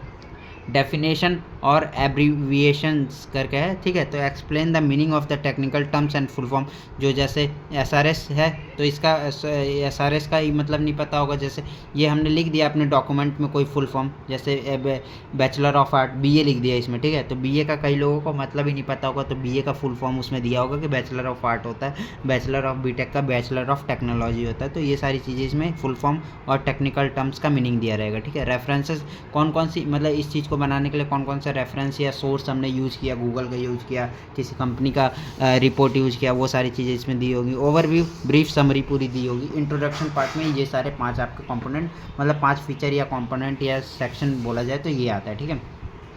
अब नेक्स्ट आ जाता है ओवरऑल डिस्क्रिप्शन में, तो प्रोडक्ट पर्सपेक्टिव, तो describe how the software relate to the over other system, मतलब जैसे एक सॉफ्टवेयर हमने बनाया, ठीक है। तो सॉफ्टवेयर हमारे कंप्यूटर में अच्छा चल रहा है, अब उसे सॉफ्टवेयर को मोबाइल में डालना है, तो वो उस मोबाइल में कैसे रिएक्ट करेगा, कैसे उसके साथ रिलेट करेगा, तो वो क्या आता है, प्रोडक्ट पर्सपेक्टिव में आता है। प्रोडक्ट फंक्शन में आता है मेन फंक्शन और वर्क ऑफ सॉफ्टवेयर, इसका मेन फंक्शन या वर्क क्या है ये इसमें आ जाता है, ठीक है। यहाँ पे भी हमने फंक्शन देखा था शायद, हाँ, तो दोनों में ही लिख सकते हो, ठीक है। यूजर कैरेक्टरिस्टिक के, यूजर की क्या क्या कैरेक्टरिस्टिक है, द इन्फॉर्मेशन और skilled about user who use software, मतलब इसमें ये दिया रहेगा कि कौन लोग इस सॉफ्टवेयर को अच्छे से यूज कर सकते हैं। जैसे पावर बीआई है, तो पावर बीआई में ये दिया होगा कि डेटा एनालिटिक्स को अच्छे से यूज कर सकते हैं। ऐसा नहीं है कि कोई भी आके पावर बीआई चलाने लगे, तो वो यूजर की कैरेक्टरिस्टिक स्किल दी होंगी या इन्फॉर्मेशन दी होगी। कॉन्स्टेंट्स का मतलब होता है कि नियम या लिमिटेशन, कुछ रेस्ट्रिक्शन होंगी, वो सारी चीज़ें इसमें दी होंगी। Assumption and dependency, system depend on some dependency, मतलब सिस्टम इसमें वो भी दिया होगा कि सिस्टम किस चीज़ पे डिपेंडेंट रह सकता है, ठीक है। तो ये सारी चीज़ें इसकी हो गई। सिस्टम फीचर और स्पेसिफिक रिक्वायरमेंट के अंदर आता है। अब मेन आपके यही तीन है, ठीक है। इसी के तीन के अंदर ही आपका ये, अब इसको ये चीज़ दिया है। अब इसके अंदर फंक्शनल रिक्वायरमेंट आता है, नॉन फंक्शनल रिक्वायरमेंट आता है और एक्सटर्नल इंटरफेस रिक्वायरमेंट आता है, और एक और आता है डेटाबेस करके, हाँ, अदर रिक्वायरमेंट्स आता है, ठीक है। तो इन सब चीज़ को डिटेल में पढ़ लेते हैं। फंक्शनल रिक्वायरमेंट में क्या आता है कि यदि आपका एसआरएस डॉक्यूमेंट पूछ रहा है क्वेश्चन में, तो आप लोगों को बस ये बना देना, ठीक है, ये बना देना, और ये इंट्रोडक्शन और ओनली ये पॉइंट आप लोग लिख के आ जाना, ठीक है। तो उतने में आपको फुल नंबर मिल जाते हैं। अगर स्ट्रक्चर ऑफ एसआरएस पूछता है या IEEE के अकॉर्डिंग फॉर्मेट कैसा है, तो वो पूछता है, तो ये आपको पूरा एक्सप्लेन करना होगा, ठीक है। तो फंक्शनल रिक्वायरमेंट में क्या होगा कि सिस्टम क्या कर सकता है, functional operation system must do, जैसे एग्जांपल लॉगिन हो सकता है, सर्च कर सकता है, डेटा सेव कर सकता है, ये तो फंक्शनल की रिक्वायरमेंट हो गई, ठीक है। नॉन फंक्शनल रिक्वायरमेंट में क्या आता है, defines quality attribute of system, ठीक है। तो इसमें क्वालिटी एट्रीब्यूट पे बात की जाएगी कि नॉन फंक्शनल में, कि उसका परफॉर्मेंस कैसा होगा, सिक्योरिटी कैसा होगा, रिलायबिलिटी कैसा होगा, यूजेबिलिटी, तो ये सारी चीज़ें नॉन फंक्शनल में आती है, ठीक है। एक्सटर्नल इंटरफेस रिक्वायरमेंट में क्या आ जाता है कि इसका डेफिनेशन एक तरह से, define the interaction of software with the user, software hardware, ठीक है। यूजर का कैसे इंटरेक्ट करेगा सॉफ्टवेयर को, हार्डवेयर को, और यूजर मतलब इंटरेक्ट कैसे करेगा। इसमें एक्सटर्नल इंटरफेस का मतलब इंटरेक्शन विथ हार्डवेयर सॉफ्टवेयर, मतलब यूजर कैसे देख रहा है, ठीक है। तो यूजर इंटरफेस आता है, हार्डवेयर इंटरफेस आता है, सॉफ्टवेयर इंटरफेस आता है, और कम्युनिकेशन या नेटवर्क, मतलब इसमें नेटवर्क पे बात की जाएगी। इसमें सॉफ्टवेयर मतलब वन सॉफ्टवेयर एक दूसरे सॉफ्टवेयर से कैसे इंटरेक्ट करेगा, हार्डवेयर में एक हार्डवेयर दूसरे हार्डवेयर से कैसे इंटरेक्ट करेगा, यूजर इंटरफेस मतलब सिस्टम पूरा यूजर के साथ कैसे इंटरेक्ट करेगा। तो ये आता है सिस्टम इसमें रिक्वायरमेंट के अंदर। अब नेक्स्ट रिक्वायरमेंट आती है, तो अदर रिक्वायरमेंट में आता है आपका डेटाबेस रिक्वायरमेंट आ सकता है, सेफ्टी रिक्वायरमेंट आ सकता है, बिजनेस रूल्स आ सकते हैं, तो ये इसमें होगा। और ये कहीं कहीं आपका अपेंडेक्स दिया भी हो सकता है और नहीं भी दिया होता है। मेनली वो तीन आपके कंपोनेंट है एसआरएस के, ठीक है, स्टैंडर्ड एसआरएस के। और अपेंडेक्स क्या होता है, कंटेन एडिशनल इन्फॉर्मेशन, डायग्राम और डिटेल, ठीक है। एक्स्ट्रा इन्फॉर्मेशन होते हैं, डायग्राम होता है, यूज केस, DFD या डायग्राम, ये सारी चीज़ें इसमें दी सकती हैं, और रेफरेंसेस होते हैं, ठीक है। तो ये सारी चीज़ें यहाँ पे आ जाती हैं, ठीक है। अभी कितना चैप्टर बच रहा है, ठीक है, अभी 2-3 पेज बच रहा है, ठीक है। तो अब पढ़ते हैं IEEE स्टैंडर्ड, मतलब स्टैंडर्ड मतलब कि कुछ IEEE institute of electrical and electronics engineer provide a standard format for writing a document. मतलब ऐसा नहीं है ना कि जैसे कि एग्जांपल के लिए बात करते हैं कि कोई कंपनी टैक्स बचाने के लिए क्या करेगी कि टैक्स बचाना चाहती है वो, तो वो क्या करेगी कि वो अपना जो भी आपका जो भी इनकम मतलब बुक जो बनाती है खाता का, वो सारी चीज़ें डिटेल लिखे ही रहेगी, ठीक है। तो वो सरकार आती है, सरकार का कोई मेंबर आता है, वो देखता है कि इसमें तो हाँ ये तो मुझे समझ ही में नहीं आ रहा है, ये कैसे लिखा है इसने, ये टैक्स बचाने की कोशिश कर रहा है क्या, चोरी कर रहा है क्या, कुछ गड़बड़ है क्या। और ऐसा भी हो सकता है कि वो गड़बड़ कर रहा हो, और ऐसा भी हो सकता है कि उसने अपने वर्ड में सही लिखा हो, ठीक है, उसके अकॉर्डिंग सारा कुछ हिसाब किताब सही हो। तो ऐसे उससे बचने के लिए क्या करता है कि सरकार कहती है कि तुम्हें एक CA बैठाना होगा, मतलब चार्टेड अकाउंट बैठाना होगा, और चार्टेड अकाउंट तुम्हारे अंदर का सारा कुछ हिसाब देखेगा, और वो अगर सिग्नेचर कर देता है तो हम मान लेंगे कि हाँ ये सही है, ठीक है। तो अगर कुछ गड़बड़ होती है इनकम टैक्स भरने में या कंपनी को, तो वो डायरेक्ट CA को पकड़ेगी कि हाँ तुमने ये इनकम टैक्स में, मेरे को तो ये हिसाब किताब जो लिखा है ये समझ में नहीं आया, तेरे को समझ में आया क्या, तो समझा मेरे को, ठीक है। तो वो हो गया एक रियल वर्ल्ड एग्जाम्पल। तो वही IEEE स्टैंडर्ड क्या होगा कि SRS का स्टैंडर्ड स्ट्रक्चर फॉर्मेट एक्सप्लेन करता है कि कैसा कौन कौन से पॉइंट होने चाहिए, कौन कौन से पॉइंट लिखे जाने चाहिए इसमें। ऐसा नहीं है कि सब पूरा AKTU को कॉपी मिल गई और आप छापते रहो पूरा पेज भर दिया 3200 के 3200, कुछ समझ में नहीं है। तो उसका स्टैंडर्ड होगा IEEE स्टैंडर्ड फॉर्मेट में होना चाहिए कि क्या क्या पॉइंट लिखने हैं, कि तुम्हें आंसर पॉइंट फॉर्म में देना है, ये मेंशन करना, क्वेश्चन मार्क, ये सारी चीज़ें IEEE स्टैंडर्ड के अंतर्गत आती है, ठीक है। The most commonly use standard is IEEE 830, ठीक है। तो SRS इसका पूरा नाम है, ठीक है। तो ये स्टैंडर्ड SRS का वो है IEEE 830 SRS स्टैंडर्ड है, ठीक है। It helps developer to create clear complete and well structure requirement document, ठीक है। तो ये हेल्प करता है SRS डॉक्यूमेंट बनाने में, सिंपल सी बात है, ठीक है। तो ये सारी चीज़ें इसमें IEEE स्टैंडर्ड में आ सकती हैं। IEEE स्टैंडर्ड के नाम से ही SRS को मतलब फॉर्मेट कैसा होता है ये क्वेश्चन आता है। तो ये सेम चीज़ का क्वेश्चन मैंने आपको यही एक्सप्लेन किया है। तो यही क्वेश्चन आता है कि SRS का IEEE अकॉर्डिंग फॉर्मेट कैसा होता है, ठीक है। अब नेक्स्ट पार्ट करते हैं सॉफ्टवेयर क्वालिटी एश्योरेंस, ठीक है। SQA आता है। तो इसमें क्या बात की जाती है, software quality assurance is a process used to ensure the quality of software reliability efficiency during development. मतलब डेवलपमेंट के दौरान ऐसा सारी चीज़ें अप्रोच अपनाई जाए कि सॉफ्टवेयर हमारा क्वालिटी बने, उस पर रिलायबल और एफिशिएंसी मतलब हो सके, ठीक है। सॉफ्टवेयर जो बने वो रिलायबल हो, क्वालिटी उसमें अच्छी हो और एफिशिएंसी अच्छे से काम करनी चाहिए। तो ये सॉफ्टवेयर क्वालिटी एश्योरेंस के अंतर्गत आता है। It ensure that the software meet specific requirement and standard, ठीक है। ये इंश्योर करता है कि सॉफ्टवेयर की उसकी जो भी स्टैंडर्ड रिक्वायरमेंट है वो मिले अच्छे से, ठीक है। SQA helps in detecting and preventing error in the software development process, ठीक है। तो ये SQA हेल्प करता है डिटेक्टिंग पता लगाने में एरर्स को और उसको बचाने में, कैसे प्रिवेंट किया जाएगा, ठीक है। तो it include activities like review testing. इसमें कौन कौन सी एक्टिविटीज़ आती हैं, तो रिव्यू आता है, टेस्टिंग आता है और आपका वेरिफिकेशन आता है और वैलिडेशन आता है। तो वेरिफिकेशन और वैलिडेशन को हम लोग डिटेल में देखेंगे क्योंकि ये आपका सिलेबस में मेंशन है। तो SQA improve reliability efficiency and performance of software, ठीक है। तो सॉफ्टवेयर का परफॉर्मेंस वो करता है। अब एक्टिविटीज़ ऑफ SQA कौन कौन सी एक्टिविटीज़ हमको देखनी है, तो रिव्यू एंड ऑडिट्स, ठीक है। पहला आता है रिव्यू वाला, तो रिव्यू को रिव्यू एंड ऑडिट के फॉर्म में लिखा है। तो यहाँ पे checking document code and design to find mistake, ठीक है। इसमें ऑडिट का मतलब वही होता है ना, कंपनी में जैसे टाइम पे ऑडिट आती रहती है, चेकिंग आती रहती है कि क्या सब कुछ सही चल रहा है या नहीं चल रहा है, तो वो रिव्यू और वहाँ पे रिव्यू लिया जाता है। तो टेक्निकल रिव्यू इसका एग्जांपल हो गया। टेस्टिंग में क्या होता है, testing means check the software work properly और नॉट। इसमें चेक किया जाता है, टेस्ट किया जाता है सॉफ्टवेयर को कि वो सही से काम कर पा रहा है या नहीं कर पा रहा है। एग्जांपल क्या हो गया, यूनिट टेस्टिंग, सिस्टम टेस्टिंग, इसका एग्जांपल हो गया। अब तीसरा जो एक्टिविटी आती है आपकी वेरिफिकेशन एंड वैलिडेशन, तो इसका हम लोग देख लेते हैं। तो वेरिफिकेशन का मतलब होता है कि are we building the product right, क्या हम जो प्रोडक्ट बना रहे हैं वो सही तरीके से बना रहे हैं, तो ये वेरिफिकेशन का मतलब होता है, ठीक है। क्या हम प्रोडक्ट जो बना रहे हैं, जो सॉफ्टवेयर हम बनाना चाह रहे हैं वो सॉफ्टवेयर क्या सही तरीके से बना रहे हैं, जो भी मतलब जो बना रहे हैं वो सही तरीके से बन रहा है या नहीं बन रहा है। और वैलिडेशन में क्या होता है कि क्या हमने सही प्रोडक्ट बनाया, are we building the right product, वहाँ पे आगे लिख के आएगा राइट प्रोडक्ट, ठीक है, वैलिडेशन में, ठीक है। यहाँ पे देख सकते हो are we building the right product, क्या हमने सही प्रोडक्ट बनाया जो कस्टमर को चाहिए था, ठीक है। तो ये वेरिफिकेशन का मतलब होता है तरीके से बना रहे हैं, क्या सही तरीका है उसको वेरीफाई करके बना रहे हैं। और वैलिडेशन का मतलब हमने बना तो लिया, अब बनाने के बाद लास्ट में हमारा क्या, हमारा जो बन के प्रोडक्ट आया वो सही प्रोडक्ट है या नहीं प्रोडक्ट है, वो आता है, ठीक है। तो इसका डेफिनेशन पढ़ते हैं।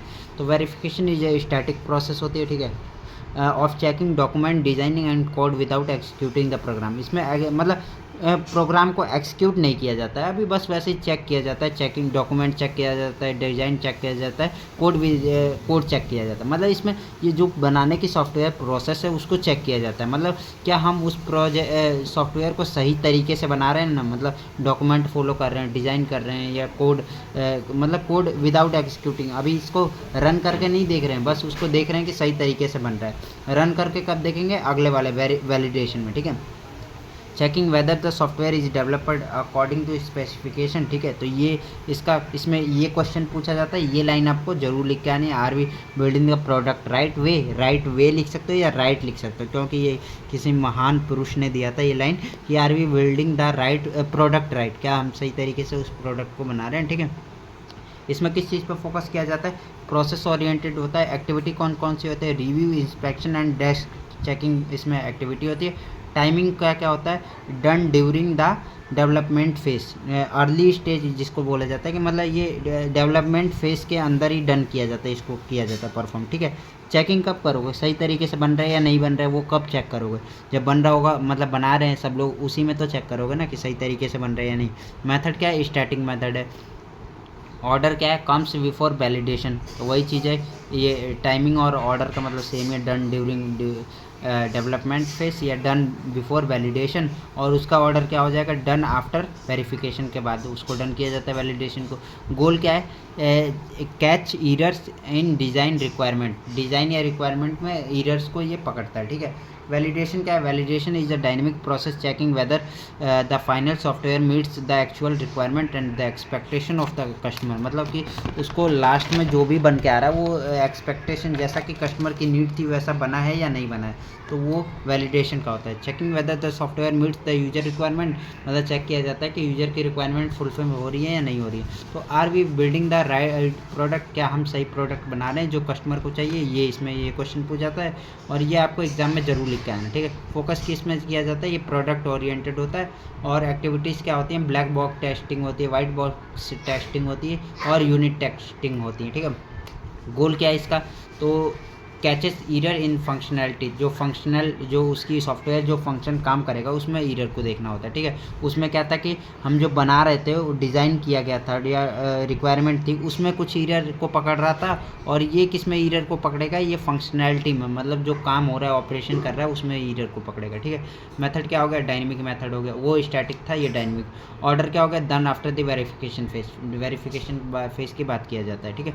अब चौथा कंपोनेंट आता है एसक्यूए का, ठीक है। तो ये एसक्यूए का ही अभी हम लोग कंपोनेंट देख रहे हैं, और ये वेरिफिकेशन और वैलिडेशन अलग से 7 नंबर में आ सकता है, ठीक है। तो इसी वजह से मैंने इसको ज़्यादा करवा दिया। अब स्टैंडर्ड अगर उस हिसाब से आता है एसक्यूए के अंदर तो आप लोग 2-2 लाइन लिख सकते हो, बस इसका वो लिख सकते हो क्या, ये आप लोग लिख सकते हो और ये लाइन लिख सकते हो, ठीक है। डेफिनेशन और ये लाइन हो जाएगा उतने में काम, ठीक है।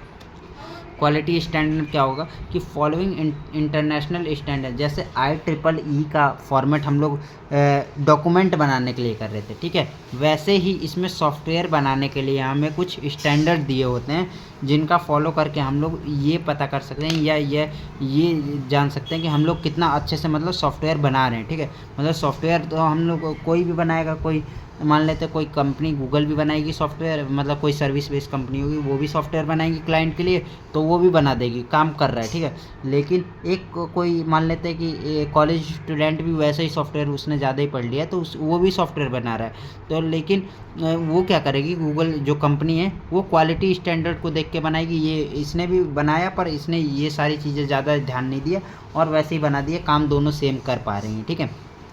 तो कुछ क्वालिटी स्टैंडर्ड होते हैं जिनको फॉलो करना होता है सॉफ्टवेयर बनाने के लिए, ठीक है।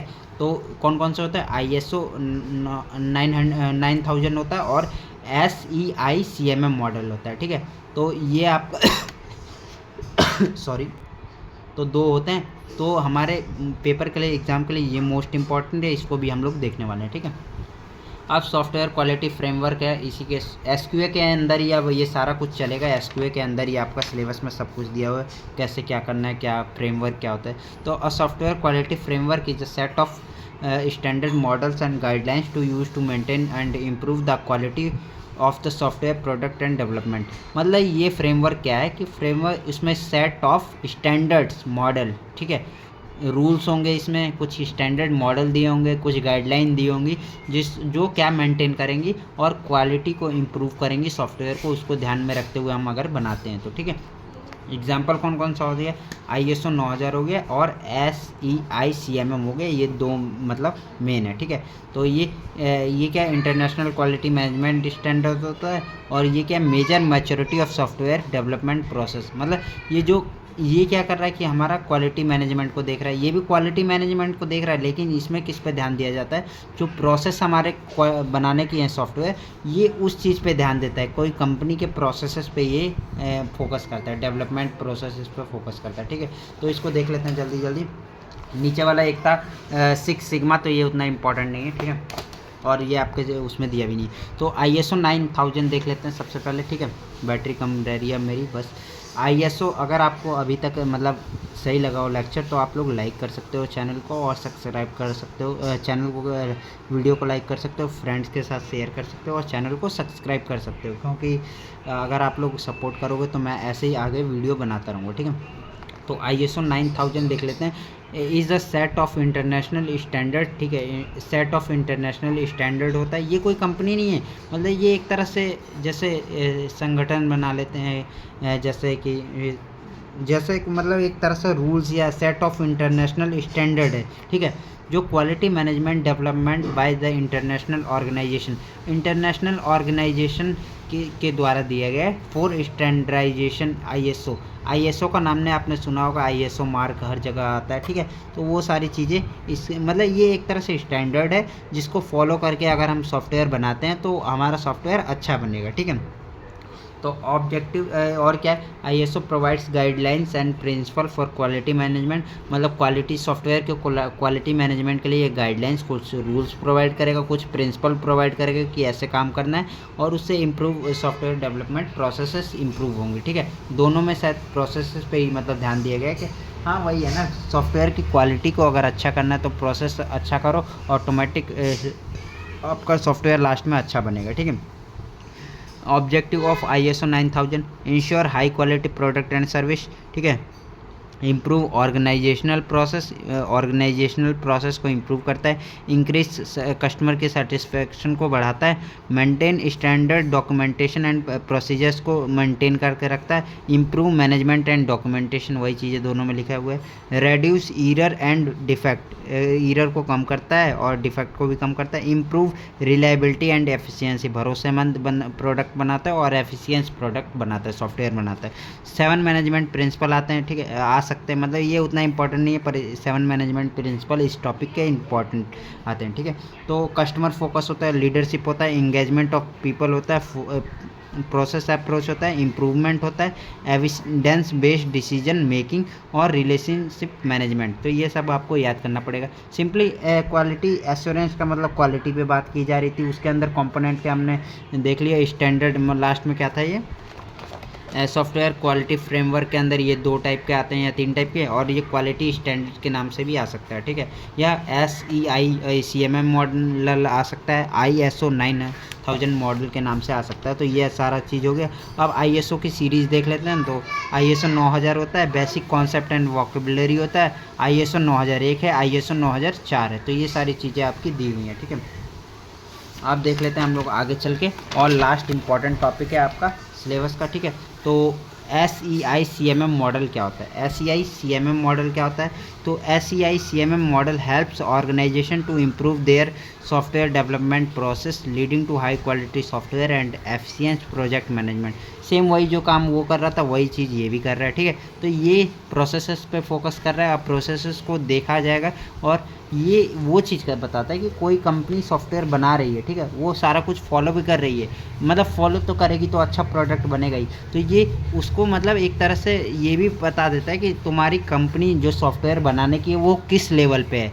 जैसे तुमने नई कंपनी स्टार्ट की है तो तुम लोग कैसे अच्छा सॉफ्टवेयर बनाओगे, और अभी तुम लोग नहीं बना पा रहे हो तो तुम्हारा लेवल क्या है। इसने लेवल में डिवाइड कर रखा है कि कंपनीज़ को, कि तुम लोग सॉफ्टवेयर बना रहे हो, क्वालिटी सॉफ्टवेयर देना आपका काम है, लेकिन आप लोग नहीं दे पा रहे हो या कुछ कारण से कैसे काम हो रहा है नहीं हो रहा है, तो इसने लेवल्स में डिवाइड कर रखा है कंपनीज़ को कि किस लेवल पे आपकी कंपनी है।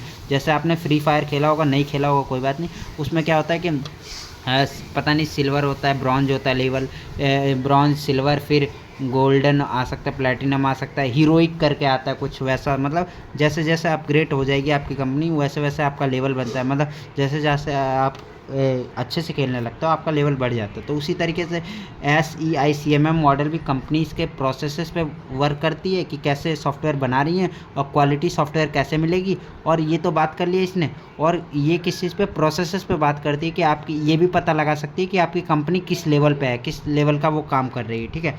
तो capability maturity model is a framework developed by the software engineering institute, SCI के द्वारा इसको बनाया गया था। इसका फुल फॉर्म क्या है? कैपेबिलिटी मैच्योरिटी मॉडल इसका फुल फॉर्म है, to measure the improvement and the maturity of the software development process. तो इम्प्रूव करने के लिए, प्रोसेस को इम्प्रूव करने के लिए बनाई गई थी, और इसकी maturity of the software development मतलब वो किस तरीके से बना रही है और कितना वो मैच्योर है, कितना वो किसी काम को करने के लिए परिपक्व है, मतलब कितना अच्छे से कर पा रही है या क्या कर रही है, ठीक है। In our organization it helps organization to improve software quality, efficiency and project management. सब में वही लिखना है, ठीक है। लेवल्स, अब इसके मोस्ट इंपॉर्टेंट ये डायग्राम आता है और लेवल्स आता है, ठीक है। तो कैपेबिलिटी मैच्योरिटी मॉडल है 5 लेवल होते हैं, ठीक है। 5 लेवल होते हैं और इसी के बेस पे आपका इसको कंपनीज को मतलब वो किया जाता है, क्या बांटा जाता है कि कौन सी कंपनी किस लेवल पे है। जैसे कोई कंपनी आपका सॉफ्टवेयर बनाती है तो वो किस लेवल पे है। तो सबसे पहले आपका नीचे से इस तरीके से आता है 1 2 3 4 5, ठीक है। तो फर्स्ट आता है initial level, repeatable level, defined level, manage level, optimizing level, ठीक है। तो इनिशियल लेवल में क्या होता है, जैसे कोई कंपनी आपका सॉफ्टवेयर बनाने के लिए अभी अभी स्टार्ट हुई है, ठीक है। तो उसके पास क्या है कि कोई क्लाइंट आता है, बोलता है कि ये सॉफ्टवेयर बनाओ, तो वो कंपनी क्या करती है कि इनिशियल लेवल पे, जैसे मैं अभी यूट्यूब पर बनाना वीडियो चालू किया हूँ, तो मेरे को मतलब मैं मैनेज नहीं कर पा रहा हूँ टाइम, मेरे को नहीं पता कि मेरा कितना दिन में ये लेक्चर जाएगा, ठीक है। तो मेरा क्या है, इनिशियल लेवल है, ठीक है। तो software development process is unpredictable with the respect to time and cost, मतलब टाइम भी नहीं पता चलेगा कि ये कितने टाइम में कंप्लीट होगा, और कॉस्ट भी नहीं पता चलेगा कि इसमें कितना पैसा लगने वाला है इस सॉफ्टवेयर को बनाने के लिए। तो यदि किसी कंपनी में ये दोनों बात हो रही है कि प्रोसेस अनप्रेडिक्टेबल है, मतलब उसको टाइम का नहीं पता चल रहा है कि कितने दिन में कंप्लीट होगा, और कॉस्ट का भी नहीं पता चल रहा है, ठीक है। तो वो किस पे है, इनिशियल लेवल पे है, मतलब अभी वो स्टार्टिंग इनिशियल लेवल पे है कंपनी, ठीक है, सॉफ्टवेयर बनाने वाली। तो और क्या होगा कि things depend on current staff, मतलब जो भी ऐसा भी हो सकता है, कई बड़ी सारी कंपनियां होती हैं कि उसमें मान लेते हैं कोई रिजाइन दे के जाता है कोई इंजीनियर, तो उसकी जगह पर दूसरा इंजीनियर आता है, तो उससे कुछ फ़र्क नहीं पड़ता, सॉफ्टवेयर जो बनना है वही बनेगा। लेकिन ये छोटे इनिशियल वाले में क्या होगा कि करंट स्टाफ जो अगर उसका अगर क्या है स्किल ज़्यादा है, अगर कोई दूसरा वो रिजाइन मार के जा रहा है, दूसरा उसका कम है, तो क्या होगा कि प्रोसेसेस मतलब जो स्टाफ चेंज होने से क्या होगा, आपका थिंग्स भी बदल जाएंगी, ठीक है। अब दूसरा लेवल क्या आता है, रिपीटेबल। अगर ये आपकी कंपनी में ये चीज़ नहीं रहा कि आप लोग टाइम पे बता दे रहे हो कि हाँ इतना टाइम लगेगा, कॉस्ट भी बता दे रहे हो कि सॉफ्टवेयर बनाने में इतना खर्चा आएगा, और स्टाफ आपका ये नहीं है कि करंट स्टाफ पे आपका सॉफ्टवेयर डिपेंड नहीं है, ठीक है। तो रिपीटेबल में क्या आता है कि basic project management practices are establish की हो जाती हैं, और past experience are use to repeat successful process, ठीक है। इसमें क्या था कि टाइम का पता नहीं चल रहा था कि कितने दिन में, जैसे रियल वर्ल्ड एग्जाम्पल हो गया कि इसमें मेरे को पता नहीं है कि मेरी वीडियो कितने दिन में जाने वाली है। अगर मेरा लेवल 2 पे आ जाता है, ये रियल वर्ल्ड एग्जाम्पल मैं अपना बता रहा हूँ कि रिपीटेबल लेवल पे अगर मैं आ जाता हूँ, तो मेरे को ये पता होगा कि मेरे 3 दिन में 1 यूनिट मेरी कंप्लीट मैं कर दूंगा आराम से। तो इसमें पास्ट एक्सपीरियंस मतलब मैं यूनिट देख के बता दूंगा कि हाँ कि 3 दिन में मैं ये यूनिट कंप्लीट करके नोट्स पढ़ा दूंगा, ठीक है। तो वो हो गया ये रिपीटेबल में, मतलब कि ये पास्ट एक्सपीरियंस के थ्रू कंपनी ये बता देगी कि कितना टाइम लगेगा, कितना पैसा लगेगा, ठीक है। अब नेक्स्ट लेवल आता है आपका डिफाइंड लेवल। तो processes of developing of a software is documented and standardize. उसमें क्या था कि डॉक्यूमेंटेड नहीं हो रही थी, सॉफ्टवेयर तो सब बना रहे लेकिन वैसे ही कोडिंग वोडिंग सब करने लग जा रहे थे, डॉक्यूमेंट पर कोई लिखित काम नहीं हो रहा था।